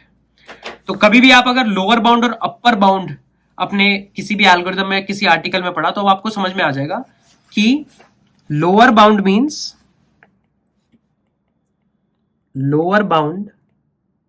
Means greater than और equal to target, upper bound means greater than target. First element greater than और इक्वल टू टारगेट और greater than target, right. Just to avoid confusion, मैंने ये greater than और equal to target कैसे हटाया एक बारी मैं तुम्हें दिखा भी देता हूं, ठीक है, जस्ट टू अवॉइड कंफ्यूजन। देखो अब यहां पे ये है, मान लो टारगेट था 2, टारगेट है 2, ठीक है। अब मैं बस इफ के चेक में नहीं, हमेशा अपने कैंडिडेट को अपडेट करता हूं। तो मिड देखो, क्या मिड की वैल्यू ग्रेटर देन और इक्वल टू टारगेट है? जी हाँ, greater than equal to target है। और मुझे पहली value greater than equal to target चाहिए, तो हो सकता है यही मेरा आंसर हो। तो 4 को स्टोर कर लो अपने कैंडिडेट में, और इससे बेटर आंसर लेफ्ट साइड पे ढूंढो। हाई यहां आ गया, फिर मिड निकालो। क्या ये value less than the target है? लेस देन द टारगेट है तो इसके लेफ्ट साइड तो कुछ नहीं मिलेगा। Low is equals to mid plus 1 कर लो। दोबारा मिड क्या आएगा? 2 आ जाएगा। क्या ये लेस देन टारगेट है? जी हाँ, यहां कुछ नहीं मिलेगा। Low is equals to mid plus 1 कर लो। क्या ये वैल्यू ग्रेटर देन और इक्वल टू टारगेट है? जी हाँ, तो ये हमारे लिए एक बेटर कैंडिडेट है ना। तो अपने कैंडिडेट में 4 की जगह मैं 3 स्टोर कर लूंगा। That's it. तो बहुत ही आसानी से हम लोगों ने अपना पहला क्वेश्चन, थोड़ा सा इनडेप्थ एक्सप्लेनेशन देखा है, काफी देर तक एनालाइज करा है हमने प्रॉब्लम को, बट फाइनली हमें बस ये रियलाइज हुआ, आप हमारे लिए लोअर बाउंड निकाल लाओ, अपर बाउंड निकाल लाओ। अपर बाउंड -1 को सेकंड इंडेक्स पे, मतलब सेकंड पोजीशन पे रख देंगे, लोअर बाउंड को फर्स्ट पोजीशन पे रख देंगे, दैट्स इट। और ये डिटेक्ट करना है कि एलिमेंट नहीं है। अपर बाउंड निकाल लो, अपर बाउंड -1 अगर एक्चुअल एलिमेंट के बराबर नहीं है तो भी एलिमेंट प्रेजेंट नहीं है। लोअर बाउंड निकाल लो, लोअर बाउंड एग्जैक्टली अगर तुम्हारा टारगेट के बराबर नहीं है तो भी तुम्हारा एलिमेंट नहीं है, दैट्स इट। तो अब इसकी कोडिंग इंप्लीमेंटेशन देख लेते हैं फटाफट से, ताकि हमारे दिमाग में जो ये कंक्रीट लॉजिक सेट हुआ है ये एक बारी और थोड़ा सॉलिडिफाई हो जाए, हम लोग थोड़ा सा और ग्रिप बना ले प्रॉब्लम पे, and then we are going to move to the next problem. But पहले इसकी देखते हैं कोडिंग इंप्लीमेंटेशन। तो चलो यार, अब हम लोग अपने प्रॉब्लम की कोडिंग इंप्लीमेंटेशन स्टार्ट करते हैं। तो लास्ट लेक्चर में हम लोगों ने ऑलरेडी ये फर्स्ट अकरेंस के लिए जो कोडिंग इंप्लीमेंटेशन है वो लिखी थी, जो मैंने आपको एक्सप्लेन किया है। ये actually exactly lower bound calculate करके ले आता है, राइट। तो मैं इसको कॉपी कर लूंगा और इसी के बेसिस पे नई प्रॉब्लम सॉल्व करूंगा। तो मैं सेव कर लेता हूं, first and last position dot CPP, right. मैं ये फंक्शन पेस्ट कर लेता हूं यहाँ पे, और वेक्टर में इंक्लूड कर लूंगा, हैश इंक्लूड वेक्टर, ठीक है। तो ये एक्चुअली मेरा लोअर बाउंड ही है, ये मेरा लोअर बाउंड ही है। ये टारगेट लेता है, इनपुट लेता है, और ये दे देता है हमें फर्स्ट इंडेक्स ग्रेटर देन और इक्वल टू टारगेट, ठीक है। चलो मैं इसी फंक्शन को कॉपी कर लूंगा और यहां पे पेस्ट करूंगा, और मैं लिखूंगा अपर बाउंड, और छोटा सा चेंज करने की जरूरत है। देखो अब देखो, दोनों में थोड़े थोड़े हम लोग चेंजेस करते हैं। यहां पे हम लोग क्या कर रहे थे, अगर बराबर है तो हम लोग answer is equals to mid ले रहे थे, बट मैंने तुम्हें बताया ना, अब हम लोग क्योंकि ग्रेटर देन और इक्वल टू टारगेट लेना चाहते हैं, तो इन दोनों कंडीशंस को मैं क्लब कर सकता हूं कि यार मुझे ग्रेटर देन मिल जाए या इक्वल टू मिल जाए, और मैं आंसर इज इक्वल्स टू कर दूंगा मिड, दैट्स इट। अब मुझे ना ये इफ की जरूरत नहीं है। देखो, अगर मेरा current middle index greater than और इक्वल टू टारगेट है, तो या तो यही मेरा आंसर है, क्योंकि इसके राइट साइड में तो सब कुछ ही ग्रेटर देन और इक्वल टू टारगेट, और मुझे पहला इंडेक्स चाहिए, तो या तो यही बढ़िया आंसर है या इसके लेफ्ट साइड कुछ बढ़िया मिलेगा। तो राइट हाफ डिस्कार्ड करोगे, लेफ्ट साइड पे जाओगे। और अगर ये लेस देन द टारगेट है तो इसके लेफ्ट साइड सब लेस देन द टारगेट है, और मुझे तो ग्रेटर देन या इक्वल टू चाहिए, तो वो तो राइट साइड ही मिलेगा। तो लेफ्ट हाफ पूरा डिस्कार्ड कर देंगे और राइट साइड चले जाएंगे। ये आ गया हमारा लोअर बाउंड। सिंपल, दोनों इफ एल्स को क्लब कर दिया, आसान है समझने पे। यहां पे भी मैं सेम करूंगा, मैं इफ एल्स को क्लब करने वाला हूं। यहां पे अगर ग्रेटर देन द टारगेट है, ठीक है, तो ऐसे लिखते हैं। देखो, अगर value greater than the target है तो ये हमारा आंसर बन सकता है, answer is equals to mid, है ना। अगर value greater than the target है तो हो सकता है कि यही वैल्यू वो पहली वैल्यू है जो ग्रेटर देन द टारगेट है, या फिर मुझे इसके लेफ्ट साइड मिलेगी, तो राइट हाफ डिस्कार्ड कर दो, डिस्कार्ड राइट, है ना। राइट हाफ डिस्कार्ड कर दो कि मुझे इसके लेफ्ट साइड मिलेगी, या तो पहली ग्रेटर देन वैल्यू, क्योंकि ये भी एक है ही, तो इसको कैंडिडेट आंसर में स्टोर कर लिया। या फिर अगर current value less than equal to target है, तब तो ये मेरा आंसर नहीं है, क्योंकि मुझे को पहला इंडेक्स चाहिए था जो ग्रेटर देन टारगेट हो। ठीक है, तो ये ग्रेटर देन टारगेट निकाल देगा। और अब यहां पे मैं एक वेक्टर बनाता हूं,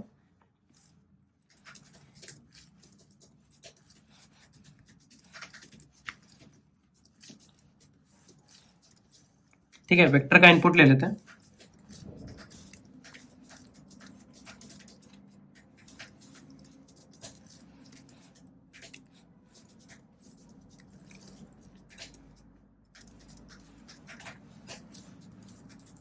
ठीक है, और साथ ही साथ इनपुट लेने के बाद मैं क्या करने वाला हूं, एक टारगेट का इनपुट लेंगे।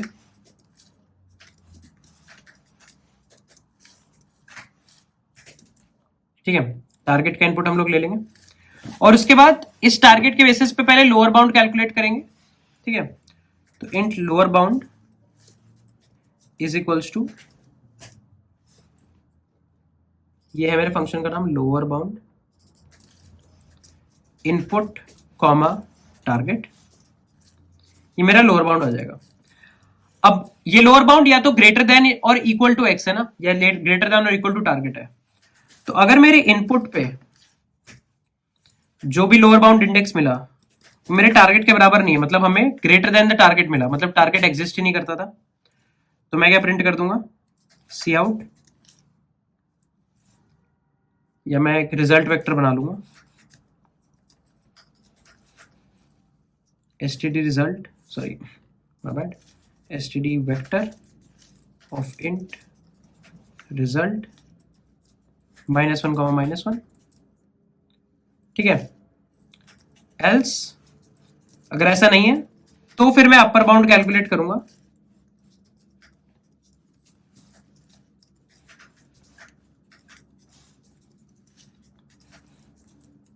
ठीक है,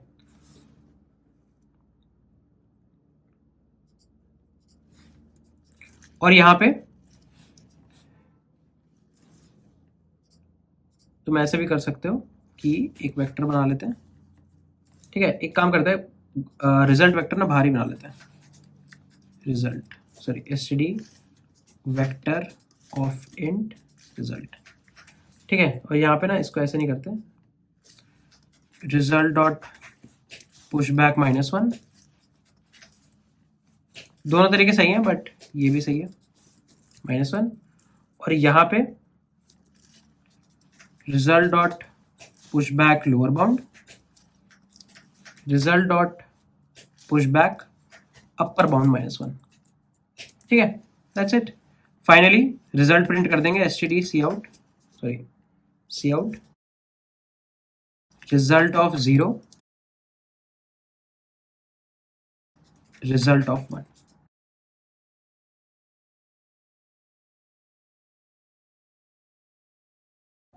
ठीक लग रहा है ये, देखते हैं कहीं एरर तो नहीं आ रही है कोई।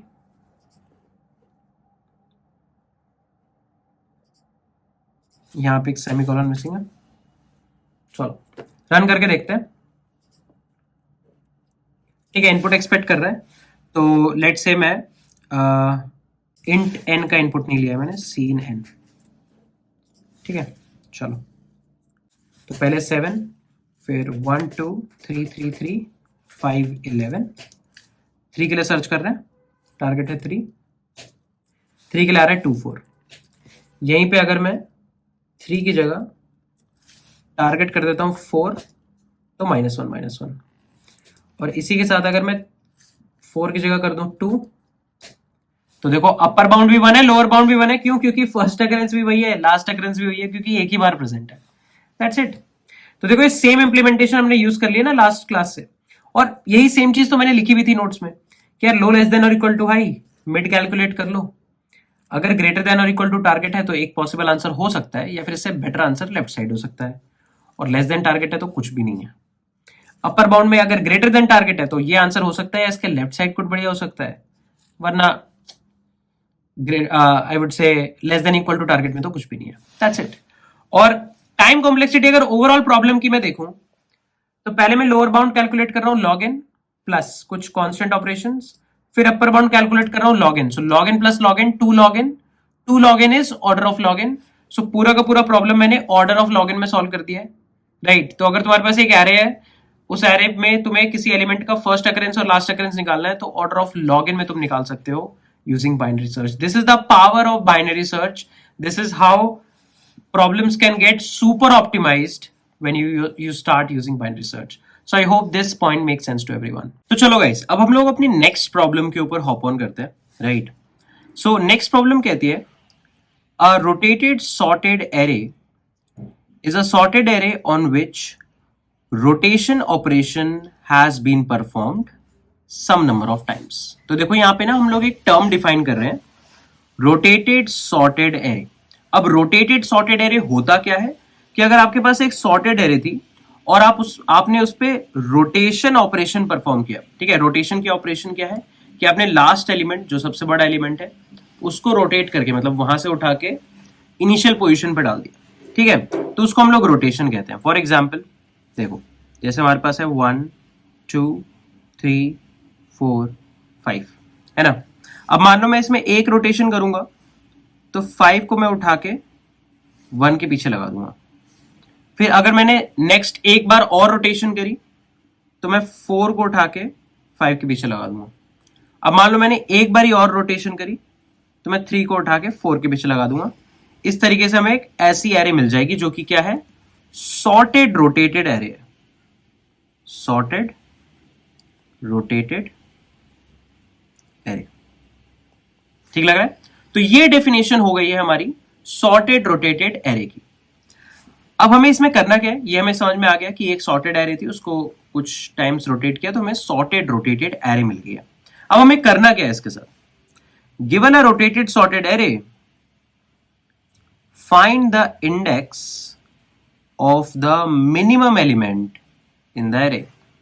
आपको एरे के मिनिमम एलिमेंट को फिगर आउट करना है, उसका मुझे इंडेक्स रिटर्न करके लाना है। Follow zero based indexing. Zero based indexing आप लोग मान सकते हैं। It is guaranteed that elements in the array are unique. आप लोग ये मान के चलें कि सारे के सारे जो एलिमेंट्स है वो क्या है, वो यूनिक है। फॉर एग्जाम्पल जैसे मैंने आपको यहाँ पे रोटेशन करके दिखाई, अब इस एरे में जो मिनिमम एलिमेंट है वो क्या है, 1, और 1 का इंडेक्स क्या है, 3, 0 1 2 3 4, तो 1 का इंडेक्स है 3, तो आउटपुट आ गया 3, है ना। तो हमें क्या फाइंड करना है, हमें इंडेक्स फाइंड करके लेकर आना है मिनिमम एलिमेंट का, है ना। तो चलो हम लोग फिगर आउट करते हैं कि कैसे इस प्रॉब्लम को अप्रोच किया जाएगा। बट उससे पहले मैं आप सब लोगों को रेकमेंड करूंगा कि यहां पे इस वीडियो को पॉज कर लें। पॉज करने के बाद थोड़ा और थॉट दीजिए कि कैसे इस प्रॉब्लम को सॉल्व कर सकते हैं, क्या टेक्निक आप लगा सकते हो। जो कुछ भी अभी तक हम लोगों ने सर्चिंग में पढ़ा है, क्या किसी तरीके से उसको मॉडिफाई करके या उसी को यूज करके आप क्या इस प्रॉब्लम को सॉल्व कर सकते हैं। एक खुद से थॉट देना इंपॉर्टेंट है ताकि आपको भी एक हैंड्स ऑन एक्सपीरियंस मिले। इनकेस अगर आप नहीं समझ पा रहे हैं या फिर आपने प्रॉब्लम सॉल्व कर भी ली है, दोनों ही केस में आई वुड हाईली रिकमेंड कि आप मेरा सॉल्यूशन देखिए। राइट, अब हम लोग स्टार्ट करते हैं कि how I will be solving the problem, कैसे हम लोग प्रॉब्लम को बहुत ही एफिशिएंटली सॉल्व करते हैं, इस बारे में बात करना शुरू करते हैं। तो चलो यार, इससे पहले कि हम लोग सॉल्यूशन समझने की कोशिश करें, मैं आपको सबसे पहले ये देखना सिखाता हूं कि आपको पता कैसे लगेगा कि कोई एरे नॉर्मल असेंडिंग ऑर्डर में सॉर्टेड एरे है या सॉर्टेड रोटेटेड एरे है। इस बारे में ध्यान देते हैं। देखो, अगर ये यहां पे तुम देख सकते हो, ये एक sorted array, normal sorted ascending order array है ना। यहां पे हमारे पास ये जो 0th इंडेक्स का एलिमेंट है और जो ये n-1th इंडेक्स का एलिमेंट है ना, तो क्या मैं कह सकता हूं कि a of 0 is of course less than a of n-1, है ना। जो हमारा 0th इंडेक्स पे एलिमेंट है वो छोटा है लास्ट इंडेक्स के एलिमेंट पे। Our 0th index element is less than last index element, है ना। ओके, अगर 0th इंडेक्स एलिमेंट मुझे पता है कि लेस देन है लास्ट इंडेक्स एलिमेंट के, तो ये मैं कहूंगा कि सॉर्टेड एरे, क्योंकि अगर ये लेस देन है 7 से, तो इसके बीच के सारे एलिमेंट्स इनकी रेंज के बीच में लाई कर रहे होंगे। नॉर्मली हमारी सॉर्टेड असेंडिंग ऑर्डर में एरे हमें मिल गई है, ठीक है। अब अगर मैं कहूं कि रोटेटेड सॉर्टेड एरे क्या होगी, तो देखो, सबसे पहले इस एरे को मैं दोबारा लिखता हूं, 2 3 4 5 6 7, और मैं एक रोटेशन लगाता हूं। तो एक रोटेशन में 7 उठ के 2 के पीछे आ जाएगा। ये हमारी एक लेवल की रोटेशन हो गई है। अब अगर तुम इस रोटेशन में देखोगे तो यहां पे 0th इंडेक्स का जो एलिमेंट है वो बड़ा है लास्ट इंडेक्स के एलिमेंट से, क्योंकि अब आपने एक्चुअली उसका जो नेक्स्ट एलिमेंट था जो उससे बड़ा था उसको उठा के अपने शुरू में डाल दिया। देखो, एक रोटेशन और करते हैं। 6 को उठा के मैं 7 के पीछे ले आया। यहां पे देखो, ये जो 0th इंडेक्स एलिमेंट है और ये जो n-1th इंडेक्स एलिमेंट है, इसमें 0th इंडेक्स एलिमेंट बड़ा है, अब छोटा नहीं है ये, है ना। और रोटेशन करते हैं, 5 को इधर लेकर आए। यहां पे भी आप देखोगे तो ये जो आपका 0th इंडेक्स एलिमेंट है और ये जो आपका n-1th इंडेक्स एलिमेंट है, इसमें a of 0 is greater then a of n-1। तो अगर आपको कभी भी ऐसा इनपुट मिलता है, अब ऐसा नहीं है कि आपको इनपुट में, मतलब इस क्वेश्चन के इनपुट में रैंडम इनपुट मिल जाएगा, रैंडम इनपुट नहीं मिलेगा आपको, सॉर्टेड रोटेटेड एरे का ही इनपुट मिलेगा। अब सॉर्टेड रोटेटेड एरे को तुम बार बार रोटेट करोगे तो एट लास्ट वो दोबारा सॉर्टेड ही हो जाएगी। फॉर एग्जाम्पल मान लो 1 2 3 है ना, मैंने एक बार ही रोटेट करा, 3 इधर आ गया, फिर एक बार ही और रोटेट किया, 2 इधर आ गया, एक बार ही और रोटेट किया, दोबारा 1 2 3 बन गया। तो अगर मैं बार बार रोटेशन करूंगा तो कभी कभी वो सॉर्टेड भी हो सकती है ना, तो हो सकता है तुम्हें एग्जैक्टली सॉर्टेड एरे ही मिल जाती, या फिर तुम्हें सॉर्टेड रोटेटेड एरे मिलेगी। तुम्हें फर्क कैसे पता लगेगा कि सॉर्टेड एरे या सॉर्टेड रोटेटेड एरे? अगर 0th इंडेक्स का एलिमेंट लेस देन है लास्ट इंडेक्स के एलिमेंट पे तो सॉर्टेड, अगर 0th का इंडेक्स एलिमेंट ग्रेटर देन है लास्ट इंडेक्स के एलिमेंट पे तो सॉर्टेड रोटेटेड। ठीक लग रही है बात, है ना।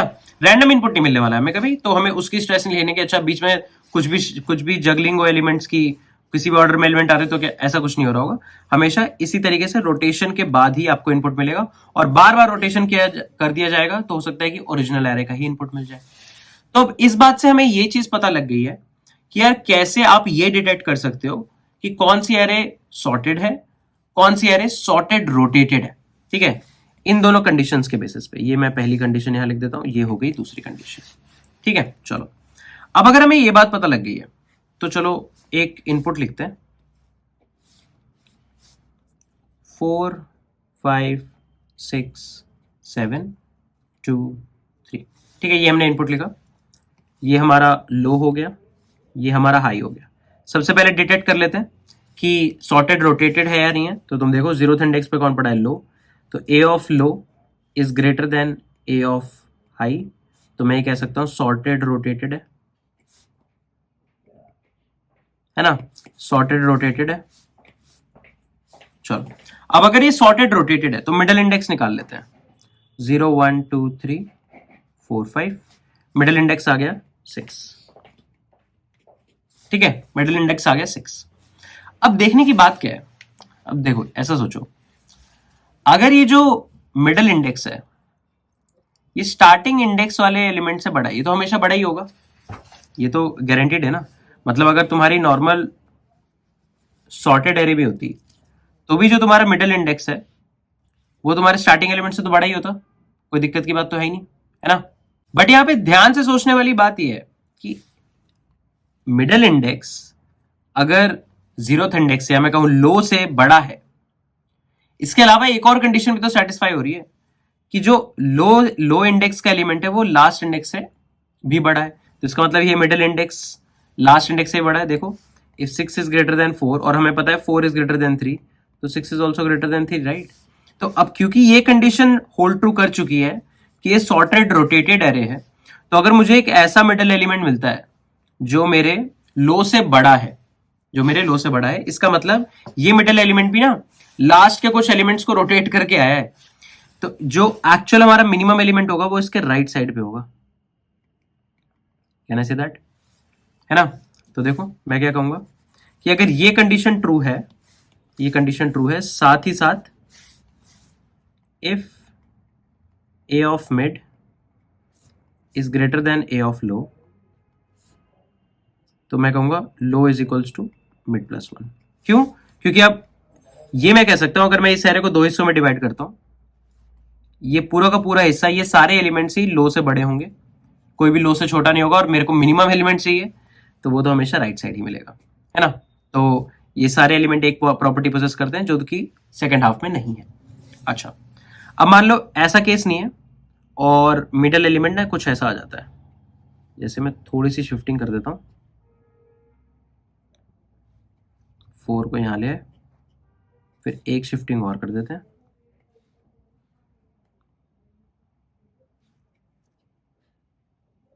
यहां ले एक और शिफ्टिंग कर देते हैं, ठीक है। मान लो एक ही रोटेशन करी है मैंने। अब मिडिल इंडेक्स देखो, ठीक है, अब ये राइट साइड हटा देता हूं। अब मिडिल इंडेक्स देखो आप, अब मिडिल इंडेक्स पे जो एलिमेंट पड़ा है a of mid is less then a of low, है ना। अब ऐसा नहीं है कि जो मिडिल एलिमेंट है वो लो से बड़ा है, ये लो से छोटा है। अगर ये लो से छोटा है, इसका मतलब क्या है कि ये रोटेशन, अभी इस एलिमेंट के आगे बहुत सारे एलिमेंट थे, इनकी अभी रोटेशन नहीं है, और इस एलिमेंट की भी रोटेशन नहीं हुई है, ये एलिमेंट रोटेशन होकर नहीं आया है यहां पे। इसका मतलब जो मिनिमम एलिमेंट है वो इसके लेफ्ट साइड एग्जिस्ट करेगा, राइट। तो मैं क्या कर दूंगा, राइट साइड को डिस्कार्ड करूंगा, high is equals to mid minus 1, that's it, right. तो इस तरीके से हम लोग रिलेशनशिप डिराइव कर सकते हैं ना, कि अगर मैंने एक बारी को डिटेक्ट कर लिया, अगर मैंने एक बारी को डिटेक्ट कर लिया कि ये सॉर्टेड रोटेटेड एरे है, सॉर्टेड नहीं है, सॉर्टेड रोटेटेड है, तो अगर मिडिल इंडेक्स पे मेरे स्टार्टिंग वाले जो सर्च स्पेस की स्टार्ट इंडेक्स है उससे बड़ा एलिमेंट है मिडिल पे, तो मैं ये कह सकता हूं कि इससे पीछे लेफ्ट साइड पे सारे एलिमेंट बड़े ही होंगे, यहां पे मिनिमम एलिमेंट नहीं होगा क्योंकि सारे रोटेट होकर आए हैं। देखो यहां पे अगर मैं इसको मिड मानूं, ये हमारा मिड हो गया, तो ये सारे ही रोटेट होकर आए ना, मिड भी, मिड माइनस 1 भी, मिड माइनस 2 भी, तो मेरा जो मिनिमम एलिमेंट है वो राइट साइड ही एग्जिस्ट करेगा। मैं लेफ्ट साइड डिस्कार्ड करके राइट साइड चला जाऊंगा, गो राइट। या फिर अगर ऐसा केस हो जाए कि ये एलिमेंट लो वाले इंडेक्स से छोटा है, इसका मतलब ना ही इसका रोटेशन हुआ है और ना ही अभी तक मिनिमम का रोटेशन हुआ है, तो मिनिमम अभी भी इसके लेफ्ट साइड पे कहीं पे एग्जिस्ट करता है। तो अब अगर इसके लेफ्ट साइड पे एग्जिस्ट करता है तो तुम high is equals to mid minus 1 कर दो, हाई यहां पे आ जाएगा। अब यहां पे दोबारा बाइनरी सर्च लगाओ, 0 और 1, 0 प्लस 1/2 इज 0, तो मिड यहां आ जाएगा, ठीक है। तो अब देखोगे, अब यहां पे कॉर्नर केस है, क्या है, क्या मिड की value greater than A of low है, क्या मिड की value greater than A of low है, नहीं है। क्या less than A of low है, नहीं है। तो अब ऐसे केसेस में ना हमें इन ग्रेटर देन और लेस देन की कंडीशन से पहले हमारे टर्मिनेटिंग कंडीशन लगानी होंगी। क्या होंगी हमारी टर्मिनेटिंग कंडीशन, कि यार इन केस जो भी आपका मिड आया उसको मैं कंपेयर कर लेता हूं मिड माइनस 1 वाले इंडेक्स से और मिड प्लस 1 वाले इंडेक्स से। अगर A of mid is greater than A of mid plus 1, तो mid plus 1 is my answer. देखो यहाँ पे 7 इज ग्रेटर देन 2 ना, तो 2 ही सबसे छोटा एलिमेंट है। क्यों? क्योंकि अगर आप ध्यान से देखो सॉर्टेड रोटेटेड एरे का ग्राफ पता है कैसा होता है, 5 6 7 इंक्रीज हो रहा है और फिर एकदम से डिप मारता है, ठीक है। तो आपको ये डिपिंग पॉइंट निकालना है कि अगर ये जो मिडल एलिमेंट है, अगर ये जो मिडल एलिमेंट है ये मिड प्लस 1 से, ये मिडल एलिमेंट मेरे मिड प्लस 1 से अगर बड़ा है तो मिड प्लस वन ही मेरा आंसर है, क्योंकि ऐसा एक ही केस में होगा कि एडजेसेंट एलिमेंट ऐसा डिप दिखा रहे हैं। और अगर in case A of mid less than हो जाता है A of mid minus one से, ठीक है, क्योंकि अब क्या होगा, जो तुम्हारा मिनिमम एलिमेंट है ना, उसके बाद फिर दोबारा इंक्रीज ही होने लगेगा, ये ग्राफ इंक्रीज ही होने लगेगा, देखो 2 3 4, तो ये दोबारा बढ़ने लगेगा। तो अगर इस एलिमेंट पे आए तो तुम देखो कि इसके जस्ट पीछे वाला अगर एलिमेंट इससे बड़ा है, मतलब A mid minus one A of mid से बड़ा है, तो मिड मेरा आंसर है ना। तो ये दो कंडीशंस हम लोग सर्च स्पेस को रिडक्शन वाली कंडीशन से पहले, जो हमारी टर्मिनेटिंग कंडीशन है जहां पे हमें आंसर एग्जैक्टली मिल जाएगा, ये वाली कंडीशंस हम लोग पहले लगा देंगे और हमारा काम बन जाएगा। और अगर आप ध्यान से देखो तो इस केस में हमने बाइनरी सर्च एक नॉन सॉर्टेड एरे टाइप की कंडीशन पे लगाया, जो कि टेक्निकली एब्सोल्युटली नॉन सॉर्टेड नहीं है, बट हाँ एब्सोल्युटली सॉर्टेड भी नहीं है, कहीं एक डिफरेंट प्रॉपर्टी एग्जिस्ट कर रही है। तो यहां पे वो वाली जो मैंने आपको बात कही थी कि बाइनरी सर्च उन केसेस में लग सकता है जहां पे सर्च स्पेस को आप दो हिस्सों में डिवाइड करो और सर्च स्पेस दोनों हाफ दो डिफरेंट प्रॉपर्टीज पोजेस करें, वो वाली चीज आपको यहाँ पे विजुलाइज होगी। साथ ही साथ अगर मान लो सॉर्टेड रोटेटेड एरे नहीं है, सिर्फ सॉर्टेड एरे है, तो सॉर्टेड एरे है तो उसका जीरोथ इंडेक्स ही आपका आंसर है। ये तो मतलब अनकही बात है कि ये तो सिंपल ही हम लोग ऑब्जर्वेशन डिराइव कर सकते हैं। तो ये रहेगा सिंपल सॉल्यूशन कि आप कैसे एक सॉर्टेड रोटेटेड एरे में मिनिमम एलिमेंट फाइंड आउट कर सकते हो। अब मैं चाहता हूं कि मैं इसका कोड करूं, आप लोग ध्यान से देखें और फिर आप भी इसका कोड लिखने का ट्राई जरूर करें। So let's hop on to the coding solution और देखते हैं कि इस पूरी सिचुएशन को, इन पूरे चेक्स को एक साथ में कैसे क्लब करके इंप्लीमेंट करने वाला हूं। तो चलो यार, अब हम लोग अपने इस सॉल्यूशन की कोडिंग इंप्लीमेंटेशन देखना स्टार्ट करते हैं। तो मैं सबसे पहले एक बेसिक बॉलर प्लेट रेडी कर लेता हूं, ठीक है। यहां पे हम लोग एक फंक्शन लिख लेंगे, int find minimum in sorted rotated. Okay, मैं वेक्टर का एक इंपोर्ट ले लेता हूं, हैश इंक्लूड वेक्टर, और यहां पे हम लोग लिखेंगे vector of int and input, ठीक है। बाय रेफरेंस में इनपुट ले लेता हूं, टारगेट हमें को चाहिए नहीं, हमें सीधा मिनिमम एलिमेंट निकालना है। चलो, अब हम लोग सबसे पहले क्या चेक कर लेंगे, अगर हमारे पास जो इनपुट की लेंथ है वो एक ही लेंथ की है, मतलब input dot size is equals to 1, मतलब एक ही साइज के है, तब तो मिनिमम एलिमेंट हमें पता है वो सिंगल एलिमेंट ही होगा। और यहां पे अब हम लोग चेक लगा लेते हैं कि जो हमारी इनपुट है वो ऑलरेडी सॉर्टेड तो नहीं है। तो मैं कहता हूं कि int low is equals to 0, high is equals to input dot size -1, और मैं यहां पे चेक लगा लूंगा कि if input of low is less than input of high, तो मैं रिटर्न कर दूंगा लो, इंडेक्स रिटर्न करना है ना, ठीक है। क्योंकि ये केस कौन सा हो गया, ये केस हो गया हमारे पास सॉर्टेड एरे का, कि अगर एरे सॉर्टेड है, सॉर्टेड एरे, तो अगर एरे सॉर्टेड है तो क्या हो रहा होगा, है ना। अब अगर एरे सॉर्टेड नहीं है तो इसका मतलब क्या है, सॉर्टेड रोटेटेड है। तो सॉर्टेड रोटेटेड के लिए तो हम लोग बाइनरी सर्च लगाना स्टार्ट करेंगे। हम लोग कहेंगे while low is less than और equal to high, while low is less than equal to high, हम लोग कैलकुलेट करेंगे int mid is equals to low plus high minus low by 2, ठीक है। मिड कैलकुलेट कर लिया। अब मिडिल एलिमेंट पे ना कॉल लेंगे, क्योंकि अब हमें ये पता है कि ये हमेशा सॉर्टेड रोटेटेड में ही आ गया है, सॉर्टेड तो ये है नहीं। अब व्हाइल लूप जो भी एग्जीक्यूट हो रहा है ना, ये हमेशा सॉर्टेड रोटेटेड के लिए ही हो रहा है। तो सॉर्टेड रोटेटेड के केस में जो व्हाइल लूप एग्जीक्यूट हो रहा है, उसमें हम लोगों ने क्या देखा था कि अगर इनपुट ऑफ मिड बड़ा होगा इनपुट ऑफ लो से, तुम्हारे सर्च स्पेस के स्टार्ट वाले एलिमेंट से अगर मिडिल एलिमेंट बड़ा है तो तुम्हारा मिनिमम किस साइड एग्जिस्ट करता है, तुम्हारा मिनिमम राइट साइड पे एग्जिस्ट करता है, तो तुम लेफ्ट पार्ट डिस्कार्ड कर दोगे, low is equals to mid plus 1, else high is equals to mid minus 1। ये देखा था हमने। और इसके अलावा हमने क्या डिसाइड करा था कि इन दोनों चेक से पहले ही हम लोग हमारे मिडिल एलिमेंट के लिए चेक लगा लेंगे कि कहीं मिडिल एलिमेंट या उसके जस्ट एडजेसेंट एलिमेंट में ही आंसर तो नहीं है। तो हम लोग चेक करेंगे कि if input of mid is greater then input of mid plus 1, तो रिटर्न मिड प्लस 1। यहां पे हमारा मिड प्लस 1 आंसर होगा। साथ ही साथ अगर input of mid is less then input of mid -1 तो रिटर्न मिड, है ना। तो इंडेक्स रिटर्न कर देते हैं और I guess this looks good. At last अगर कुछ भी नहीं मिला तो विल रिटर्न -1। चलो, तो मैं यहाँ पे वेक्टर का इनपुट ले लेता हूँ, ठीक है। मैं इनपुट लेने का कोड अपने पिछले इंप्लीमेंटेशंस में से कॉपी कर लेता हूँ।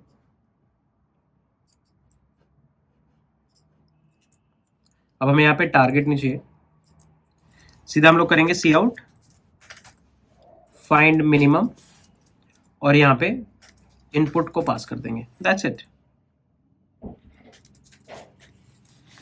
चलो रन करते हैं, ठीक है। तो ये एक इनपुट एक्सपेक्ट कर रहा है, हम लोग 5 लेंथ की एक एरे देते हैं, 3 4 5 1 2। देखो सॉर्टेड रोटेटेड एरे है तो थर्ड इंडेक्स पे 1 एग्जिस्ट करता है। अगर मैं सॉर्टेड एरे देता हूं तो 0th इंडेक्स पे एग्जिस्ट करता है। एक और ले लेते हैं case, let's say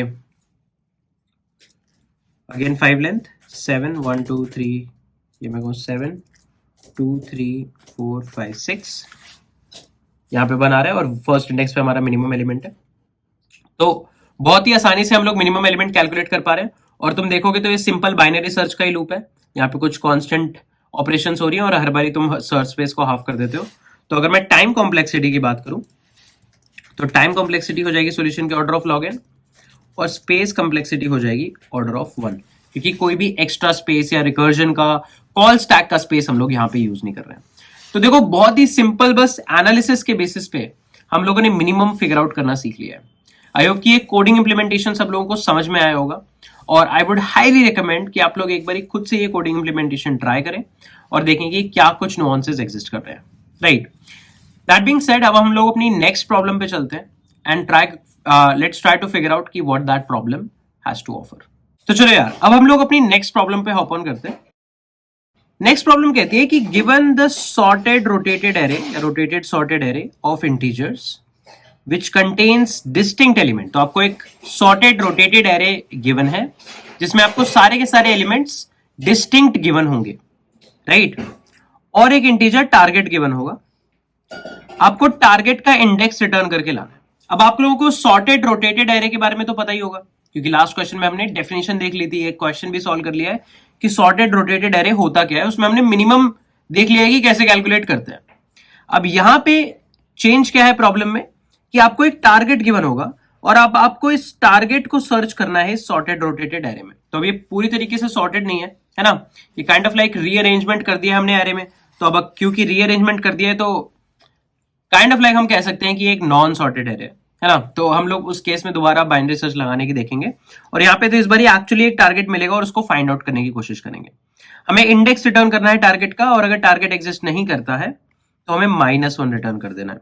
for example, अगर एरे है 3 4 5 1 2 और 4 सर्च कर रहे हैं तो फोर्थ का इंडेक्स क्या है 1, तो आंसर हो गया 1, है ना।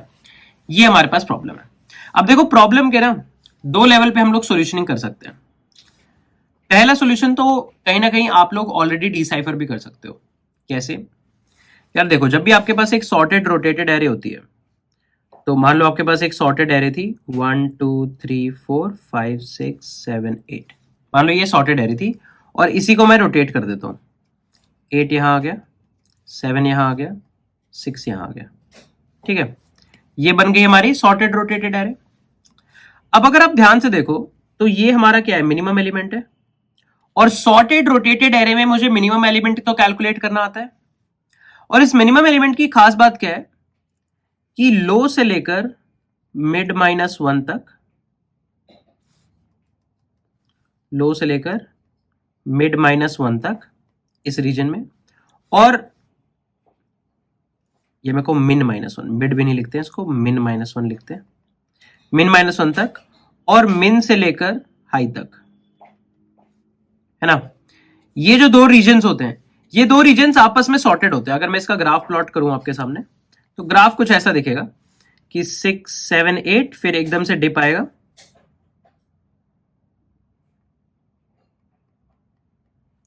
और फिर 1 2 3 4 5, है ना।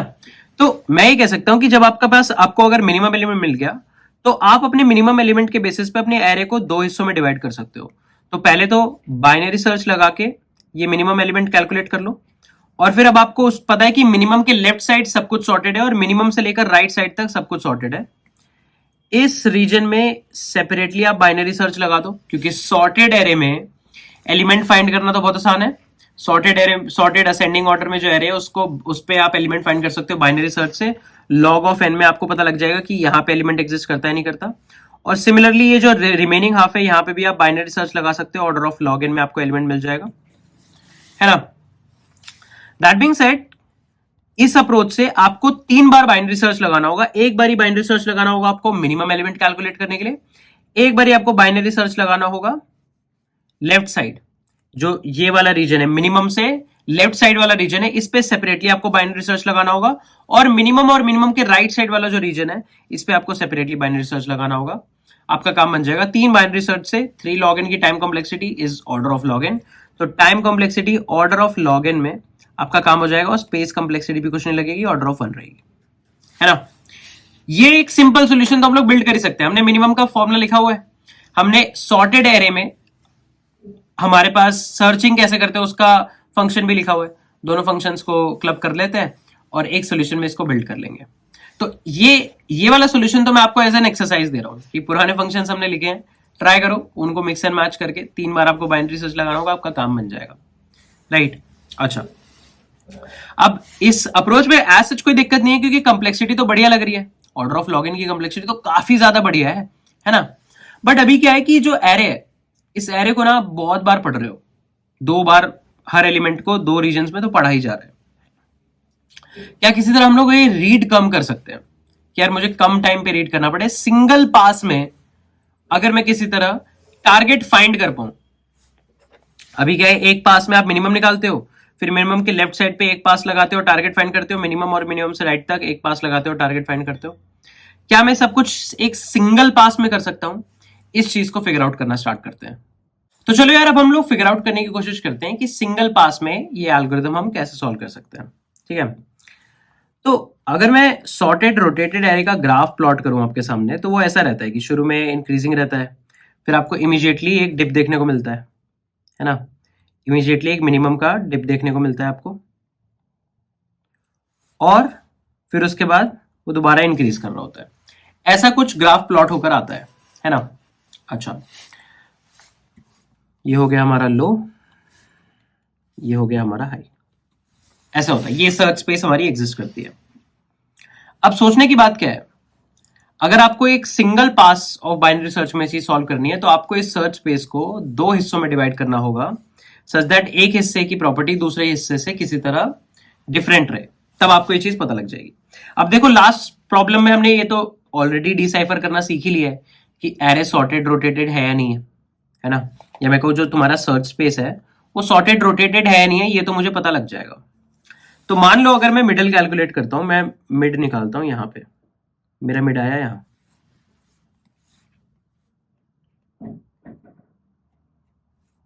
राइट। अगर मेरा मिड पॉइंट इस रीजन में आता है, जो कि क्या है, स्टार्टिंग वाले इंक्रीजिंग कर्व पे है ना, जो कि रोटेशन, जो रोटेट हो गया एलिमेंट है उसके इंक्रीजिंग कर्व पे है, तो क्या मैं कह सकता हूं कि यार ये बात तो पक्की थी कि A of mid is greater than, or I should say it like this।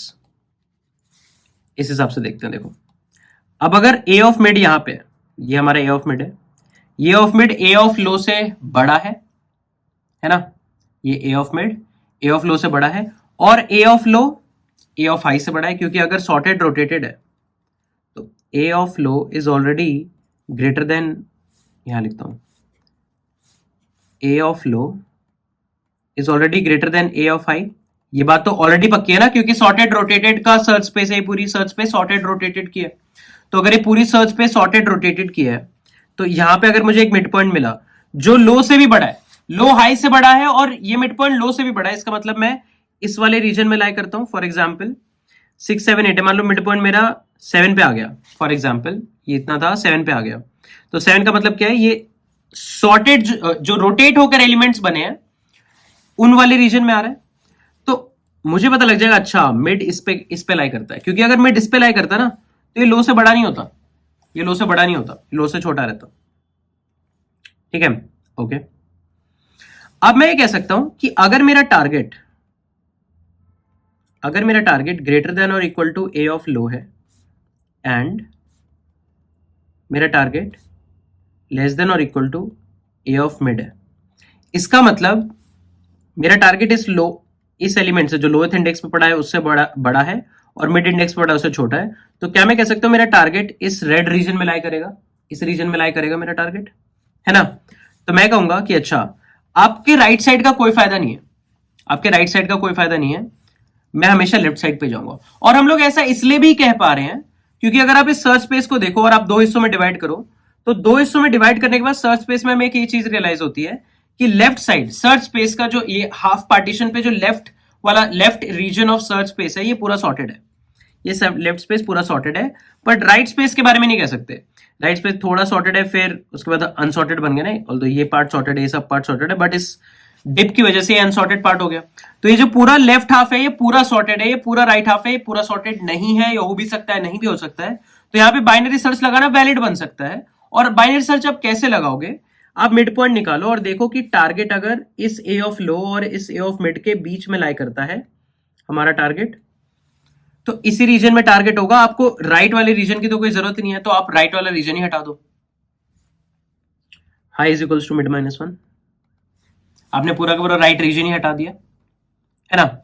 और मान लो अगर ऐसा एग्जिस्ट नहीं करता, मतलब ये वाली कंडीशन ट्रू नहीं होती है इस वाले मिड के केस में, मिड जब यहां पे है, जब ये वाली कंडीशन ट्रू नहीं होती है एल्स, इसका मतलब जो हमारा टारगेट था वो ए ऑफ लो और ए ऑफ मिड के बीच में नहीं लाई करता था, तो अब इनके बीच में लाई नहीं करता है तो इस रीजन में लाई करता होगा, else low is equals to mid plus one, है ना। तो अब इस रीजन में वो लाई करता होगा, तो आप अब इसी रीजन में चले जाओ। ठीक है, अब जब हम इस रीजन में आएंगे तो अब इस बारी मिड यहां मिलेगा।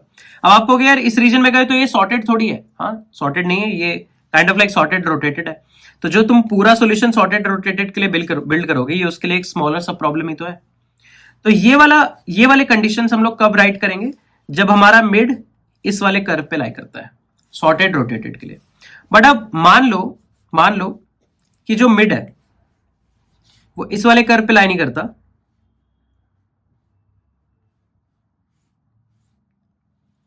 वो इस वाले कर्व पे लाई करता है।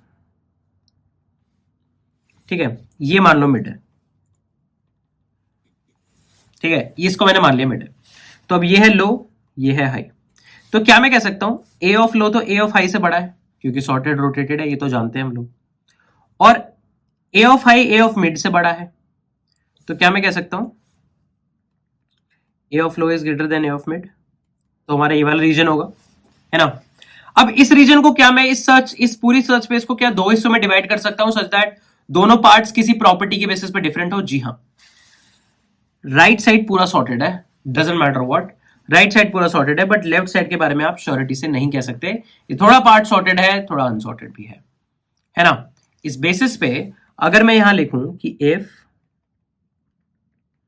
टारगेट इज ग्रेटर देन और equal to A of mid and target is less than और equal to A of high, मतलब टारगेट इस रीजन में लाई करता है ए ऑफ हाई और ए ऑफ मिड के बीच में इस रीजन में लाई करता है, तो अब ये राइट साइड ये जो लेफ्ट साइड है, ये जो हमारी लेफ्ट साइड है इसको डिस्कार्ड कर दो ना, इसकी तो कोई जरूरत नहीं है, मुझे पता है टारगेट अगर होगा तो यही होगा, इसके पीछे नहीं होगा। तो low is equals to mid plus one, else अगर इस रीजन में नहीं है तो फिर ढूंढने का स्कोप कहां ही है, लेफ्ट साइड ही है, तो राइट पार्ट डिस्कार्ड कर दो।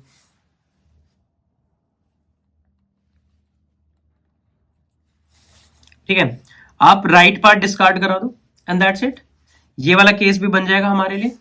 और इन दोनों केसेस के बेसिस पे आप देखो, आपको बस एक केस डिटेक्ट करना है कि अच्छा क्या A of mid A of low से बड़ा है या फिर A of mid A of low से छोटा है। ये केस आपने अगर डिटेक्ट कर लिया, उसके बाद आप टारगेट रीजन पे आप चेक लगा सकते हो कि टारगेट अगर इसी रीजन में है तो इसी साइड चले जाओ, इसको आउट हटा दो, टारगेट अगर इस रीजन में नहीं है तो इसी साइड होगा, आप इस पूरे रीजन को हटा दो। सेम चीज आप यहां करो, अगर टारगेट यहां पे है तो इस पूरे पार्ट को रिमूव कर दो, अगर टारगेट यहां नहीं है तो इस पूरे पार्ट पे चले जाओ। ये आप सिंगल पास में कर सकते हो, क्योंकि हर बारी जब आप रिड्यूस करते हो, मान लो अभी यहाँ पे आपने राइट हाफ हटाया, जब आपने रिड्यूस किया तो रिड्यूस करने के बाद भी आपको एक सॉर्टेड रोटेटेड एरे तो मिली। तो हर बारी रिडक्शन से आप क्या कर पाओगे, अपने फाइनल टारगेट पे पहुंच पाओगे कि आपका टारगेट एग्जिस्ट कर रहा है नहीं कर रहा है, till the time search page भी एग्जिस्ट कर रही है, मतलब सर्च पेज का साइज 0 हो गया तो टारगेट तो नहीं मिल रहा होगा। ये वाली चीज है, और ये सॉल्यूशन भी बाइनरी सर्च से आ रहा है, तो ऑर्डर ऑफ लॉग एन में हमारा काम बन जाएगा, राइट। तो इसकी कोडिंग इंप्लीमेंटेशन में दिखाता हूं, बहुत ही आसान होने वाली है। पहले वाले आई वुड से सॉल्यूशन जिसमें 3 बाइनरी सर्च लग रहा था, वो तो आपको खुद करनी है। इसकी कोडिंग इंप्लीमेंटेशन मैं बताता हूं, और मैं समझाने की कोशिश करूंगा कि कैसे एक्चुअली इन तरह की सिचुएशंस में जहां पे कुछ क्रूशियल इफ चेक्स है, आप भी उसको बहुत ही इजीली इंप्लीमेंट कर सकते हैं। So let's just start. तो चलो यार, हम लोग अपनी इंप्लीमेंटेशन स्टार्ट करते हैं। मैं लिखता हूं यहाँ पे int binary search sorted rotated, ठीक है। और मैं काम करता हूं यहाँ पे हैश इंक्लूड वेक्टर, एक वेक्टर का इंक्लूड लगा लेते हैं, और वेक्टर को बाय रेफरेंस पास कर देंगे इनपुट, और एक टारगेट पास कर देंगे। ठीक लग रहा है? चलो, अब सबसे पहले मैं अपनी सर्च पेज डिफाइन कर लेता हूं।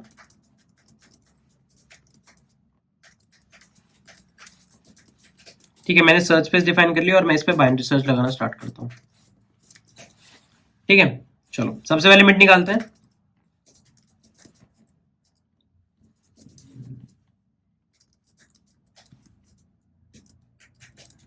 ठीक है, हमने मिड निकाल लिया।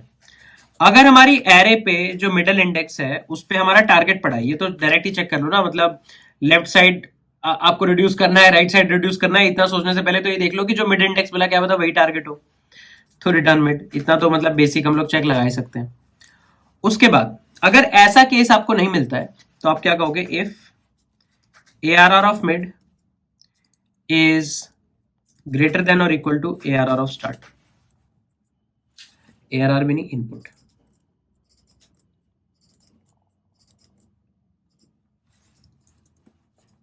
ठीक है, ARR ऑफ लो।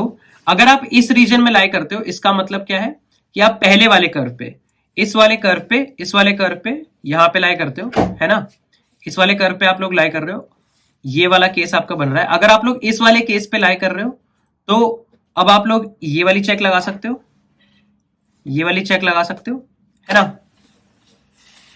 तो आ जाओ, तो हम क्या कहेंगे कि अगर टारगेट इज ग्रेटर देन और equal to input of low and target is less than और equal to input of mid, तो मैं राइट साइड हटा ही देता हूं, high is equals to mid minus 1, else low is equals to mid plus 1। Otherwise अगर ऐसा नहीं है तो आप केस नंबर 2 पे हो, केस 1 था, ये केस 2 है, तो इसमें भी डिटेक्ट कर लेंगे सेम चीज कि अगर टारगेट ग्रेटर देन और equal to input of mid है एंड टारगेट लेस देन और equal to input of high है। ठीक है, अगर ऐसा केस है तो देखो हम लोग क्या करेंगे, low is equals to mid plus 1, otherwise high is equals to mid minus 1। ठीक है, ये हमने सॉल्यूशन ऑलरेडी बिल्ड किया हुआ है। एट लास्ट अगर हमें कुछ नहीं मिला तो -1 रिटर्न कर देंगे, हमारा काम बन जाएगा। चलो, तो मैं इनपुट लेने का कोड पिछली फाइल्स में से उठा लेता हूं,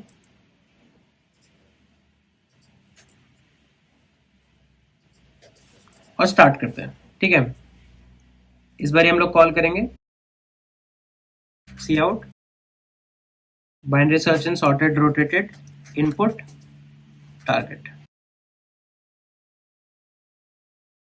ठीक है, चलो, और कर्ली ब्रेस देने की जरूरत नहीं है, चलो रन करते हैं। ठीक है, एक टेस्ट केस ले आते हैं। तो टेस्ट केस में हम लोग 7 एलिमेंट्स डालेंगे, 4 5 6 7 0 1 2। ठीक है, टारगेट डाल देते हैं, टारगेट है 0। तो 0 को इसने सर्च नहीं करा, 0 के लिए टेक्निकली आंसर आना चाहिए था 4, राइट। तो चलो देखते हैं कहाँ गलती हो रही होगी। ठीक है, सो हमने क्या करा, low plus high minus low by 2 कर लिया है, सही लग रहा है। उसके बाद हम लोगों ने चेक कर लिया कि क्या हमारा मिड हमारे टारगेट के बराबर है। ठीक है, तो यहां से हमने रिटर्न मिड कर दिया। अगर जो हमारा इनपुट है वो ग्रेटर देन और equal to, input at mid है वो ग्रेटर देन और equal to input at low है, तो हमने ये कंडीशंस लगाई, high is equals to mid minus one, low is equals to mid plus one. या फिर हमने कौन सी कंडीशंस लगाई हैं, low is equals to mid plus one, high is equals to mid minus one. At last हमने minus one return कर दिया है। ठीक है, चलो एक बार और देखते हैं, डिबग करते हैं कि क्या प्रॉब्लम है सॉल्यूशन में। ठीक है, तो हमने एक छोटी सी मिस्टेक करी है यहाँ पे, लाइन नंबर 11 में हमें से ग्रेटर देन और इक्वल टू लिख देना चाहिए, क्योंकि अगर हमारा टारगेट लो या लो से बड़ा है तो ऐसा ना होना कि अगर टारगेट लो ही था तब तो इसको लेगा ही नहीं, तो इक्वल टू वाला केस हम लोग लगाना भूल गए। अब ट्राई करते हैं प्रॉब्लम को। ठीक है, सेम टू सेम इनपुट में कॉपी कर लूंगा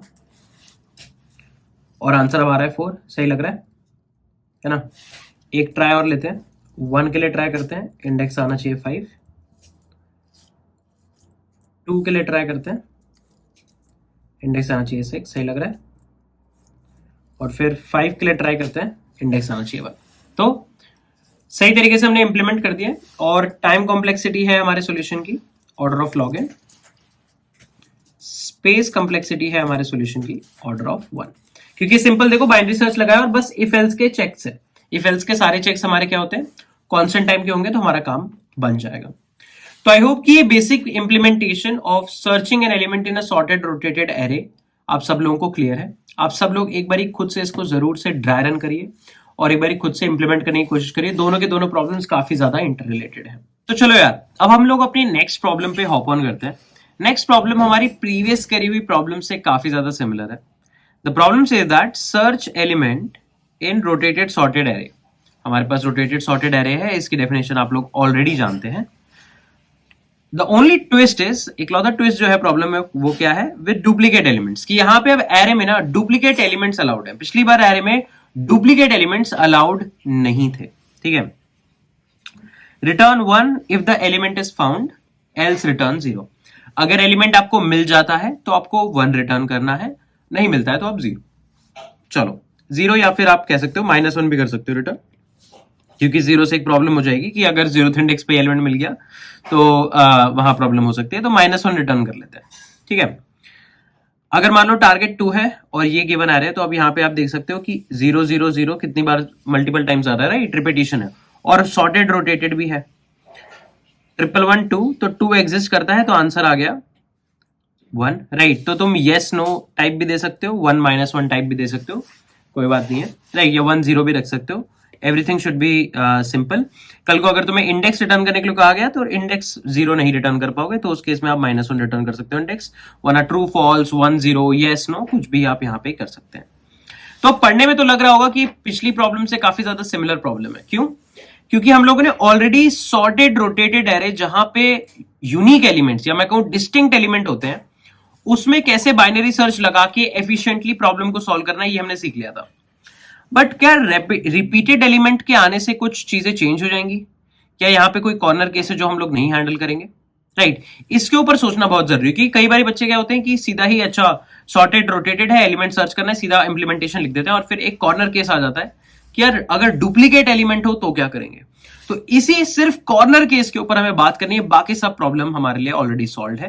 तो इस कॉर्नर केस को देखते हैं कि हम लोग कैसे सॉल्व कर सकते हैं। तो देखो यार, अब इस प्रॉब्लम में ना ज्यादा कोई फाइट नहीं है, रिपीटेड एलिमेंट के आने से बहुत ज्यादा फाइट नहीं है, कुछ स्मॉल चीजें जो हमें समझने की जरूरत है। पहली चीज क्या है, देखो अब क्योंकि हमारे पास ऐसी सिचुएशन आ सकती है जहां पे एलिमेंट्स एंड पे भी और स्टार्टिंग में दोनों तरफ ही इक्वल है, तो आप ये डिसीजन नहीं ले पाओगे कि ये सॉर्टेड एरे है या सॉर्टेड रोटेटेड एरे। ये ऐसे टाइप की सिचुएशंस आपके लिए प्रॉब्लम क्रिएट कर सकती है ना, क्योंकि जब हमने पहली बार मिनिमम निकाला था तो हमने स्टार्टिंग और एंडिंग एलिमेंट को कंपेयर करके ये चीजें देखी थी। अब यहां पे आप कंपेयर करोगे तो ये तो प्रॉब्लमैटिक आ जाएगा, है ना। ये सबसे बड़ा इश्यू है जो एग्जिस्ट करता है, क्योंकि अगर स्टार्टिंग और एंडिंग एलिमेंट ही सेम है जिनकी वजह से रोटेशन हो रहा है, अगर वो ही प्रॉब्लम क्रिएट करना शुरू करेंगे तो हम लोग कंपैरिजन नहीं कर पाएंगे। इसके लिए हम लोगों को क्या करना होगा, सबसे पहले जो भी हमारे डुप्लीकेट्स हैं जो एंड्स पे हैं, राइट, ये स्टार्टिंग और एंडिंग वाले एंड पे हैं, इनसे हमें मतलब छुटकारा पाना है, इनको हमें हटाना है, क्योंकि इनकी वजह से हमारा डिसीजन कंट्रोलिंग वाले जो फैक्टर है वो हैम्पर होता है। ठीक है, अब कुछ एलिमेंट्स होंगे जो मिडल में भी डुप्लीकेट होंगे, है ना, यहां पे भी कुछ कुछ डुप्लीकेट एलिमेंट होंगे। तो इन डुप्लीकेट एलिमेंट्स को हम लोगों को मतलब इन डुप्लीकेट एलिमेंट्स को हमें एलिमिनेट करने की जरूरत नहीं है। क्यों नहीं है? क्योंकि अगर ये मल्टीपल टाइम्स आ भी रहे हैं तो भी हमारा जो बाइनरी सर्च है वो इनके बेसिस पे कोई डिसीजन नहीं लेगा। हमें तो बस ये देखना है लेस देन है, नहीं है तो ग्रेटर देन इक्वल टू है, या ग्रेटर देन है, नहीं है तो लेस देन इक्वल टू है, वो वाली कंडीशन तो हो जाती है। बट जो ये टर्मिनल एलिमेंट्स है इनसे हमारी कंडीशन सॉर्टेड रोटेटेड वाली जो चेक हो रही थी ना, वो हमें प्रॉब्लम क्रिएट कर देती है। क्योंकि अगर हमारे पास इस तरीके से हम लोग ये देख रहे थे और यहाँ पे कट लगाते थे, तो अब स्टार्टिंग एलिमेंट और एंडिंग एलिमेंट में कोई कंपैरिजन अगर बचेगा नहीं तो आप मिडिल एलिमेंट को कंपेयर नहीं कर पाओगे ना, ये प्रॉब्लमेटिक है। तो आप क्या करो, सबसे पहले देख लो कि यार आपका जो टारगेट है वो टर्मिनल एलिमेंट ही तो नहीं है। अगर टर्मिनल एलिमेंट है तो सीधा आंसर रिटर्न कर दो, नहीं है तो इन टर्मिनल एलिमेंट के डुप्लीकेट्स हटा लो। एक बार ये डुप्लीकेट्स हट गए तो उसके बाद जो आपके पास एरे बच के आएगी तब तक हटाते जाओ जब तक आपके पास टर्मिनल एलिमेंट सेम आते ही जा रहे हैं। जैसे आपके पास टर्मिनल एलिमेंट्स के सारे डुप्लीकेट्स हट जाएंगे, उसके बाद जो आपके पास सॉर्टेड रोटेटेड एरे आएगी उस पर आप नॉर्मल बाइनरी सर्च चलाओ, कोई दिक्कत की बात नहीं है। दैट्स इट, इतना ही हमें करना है, खाली टर्मिनल एलिमेंट्स को एलिमिनेट करना है। अब इन टर्मिनल एलिमेंट्स को एलिमिनेट करने के लिए आप 2 पॉइंटर रख सकते हो, एक एल रख सकते हो, एक आर रख सकते हो। जब तक एल और आर इक्वल है, L plus plus R minus minus, L plus plus R minus minus, ऐसे आप करके जा सकते हो। इससे बस एक प्रॉब्लम होगी कि वर्स्ट केस में जब आपके पास बहुत सारे लगा लो अप्रोक्सीमेटली 1/3 या half of the elements repeated ही हैं टर्मिनल वाले, तो ऑर्डर ऑफ एन की कॉम्प्लेक्सिटी बन जाएगी, राइट।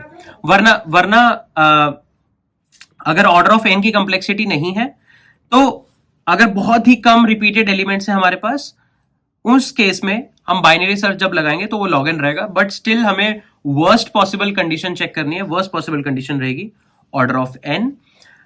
अगर टर्मिनल एलिमेंट ही हमारा टारगेट है तो वहां पे आप कुछ कॉल्स बचा सकते हो, वहां से आप इसको सीधा रिटर्न कर दो, ठीक है।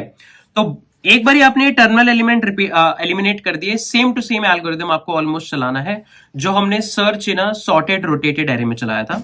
तो इस प्रॉब्लम की इंप्लीमेंटेशन में आप लोगों के लिए as a takeaway assignment रख रहा हूं कि आप लोग ट्राई करेंगे इस प्रॉब्लम की इंप्लीमेंटेशन खुद से एक बार करने की, क्योंकि हमने ऑलरेडी 2 बार सॉर्टेड रोटेटेड एरे पे वेरिएशंस कर ली हैं सर्चिंग वाली। अब ये आपके लिए एक बढ़िया प्रॉब्लम हो सकती है जिसपे आप थोड़ा सा फाइट करो और देखो कि कैसे हम इस पर्टिकुलर प्रॉब्लम को इंप्लीमेंट कर सकते हैं। दैट बीइंग सेड, तो आज के लेक्चर को हम लोग यहाँ पे रैप अप करने वाले हैं। आज के लेक्चर में हमने बाइनरी सर्च के ऊपर कुछ इंटरेस्टिंग प्रॉब्लम्स देखी, राइट। हमने पहली बार बाइनरी सर्च को ऐसे केस में लगाया जो एक्चुअली कंप्लीटली सॉर्टेड नहीं था, कुछ वेरिएशन थी उसके सॉर्टेड होने में, राइट। सो आई होप कि लेक्चर आप लोगों को पसंद आया होगा, इंटरेस्टिंग लगा होगा लेक्चर, राइट। अगले लेक्चर में हम लोग बाइनरी सर्च के ऊपर कुछ और प्रॉब्लम सॉल्विंग करने वाले हैं। हम लोग देखेंगे कि बाइनरी सर्च की कुछ और वेरिएशंस कैसे हम सॉल्व कर सकते हैं, कुछ और तरीके की प्रॉब्लम्स हम लोग किस तरीके से टैकल कर सकते हैं, राइट। सो इस लेक्चर को यहीं पे रैप अप करते हैं। आई होप कि सब लोगों को मजा आया होगा लेक्चर में। If yes, then don't forget to hit the like button.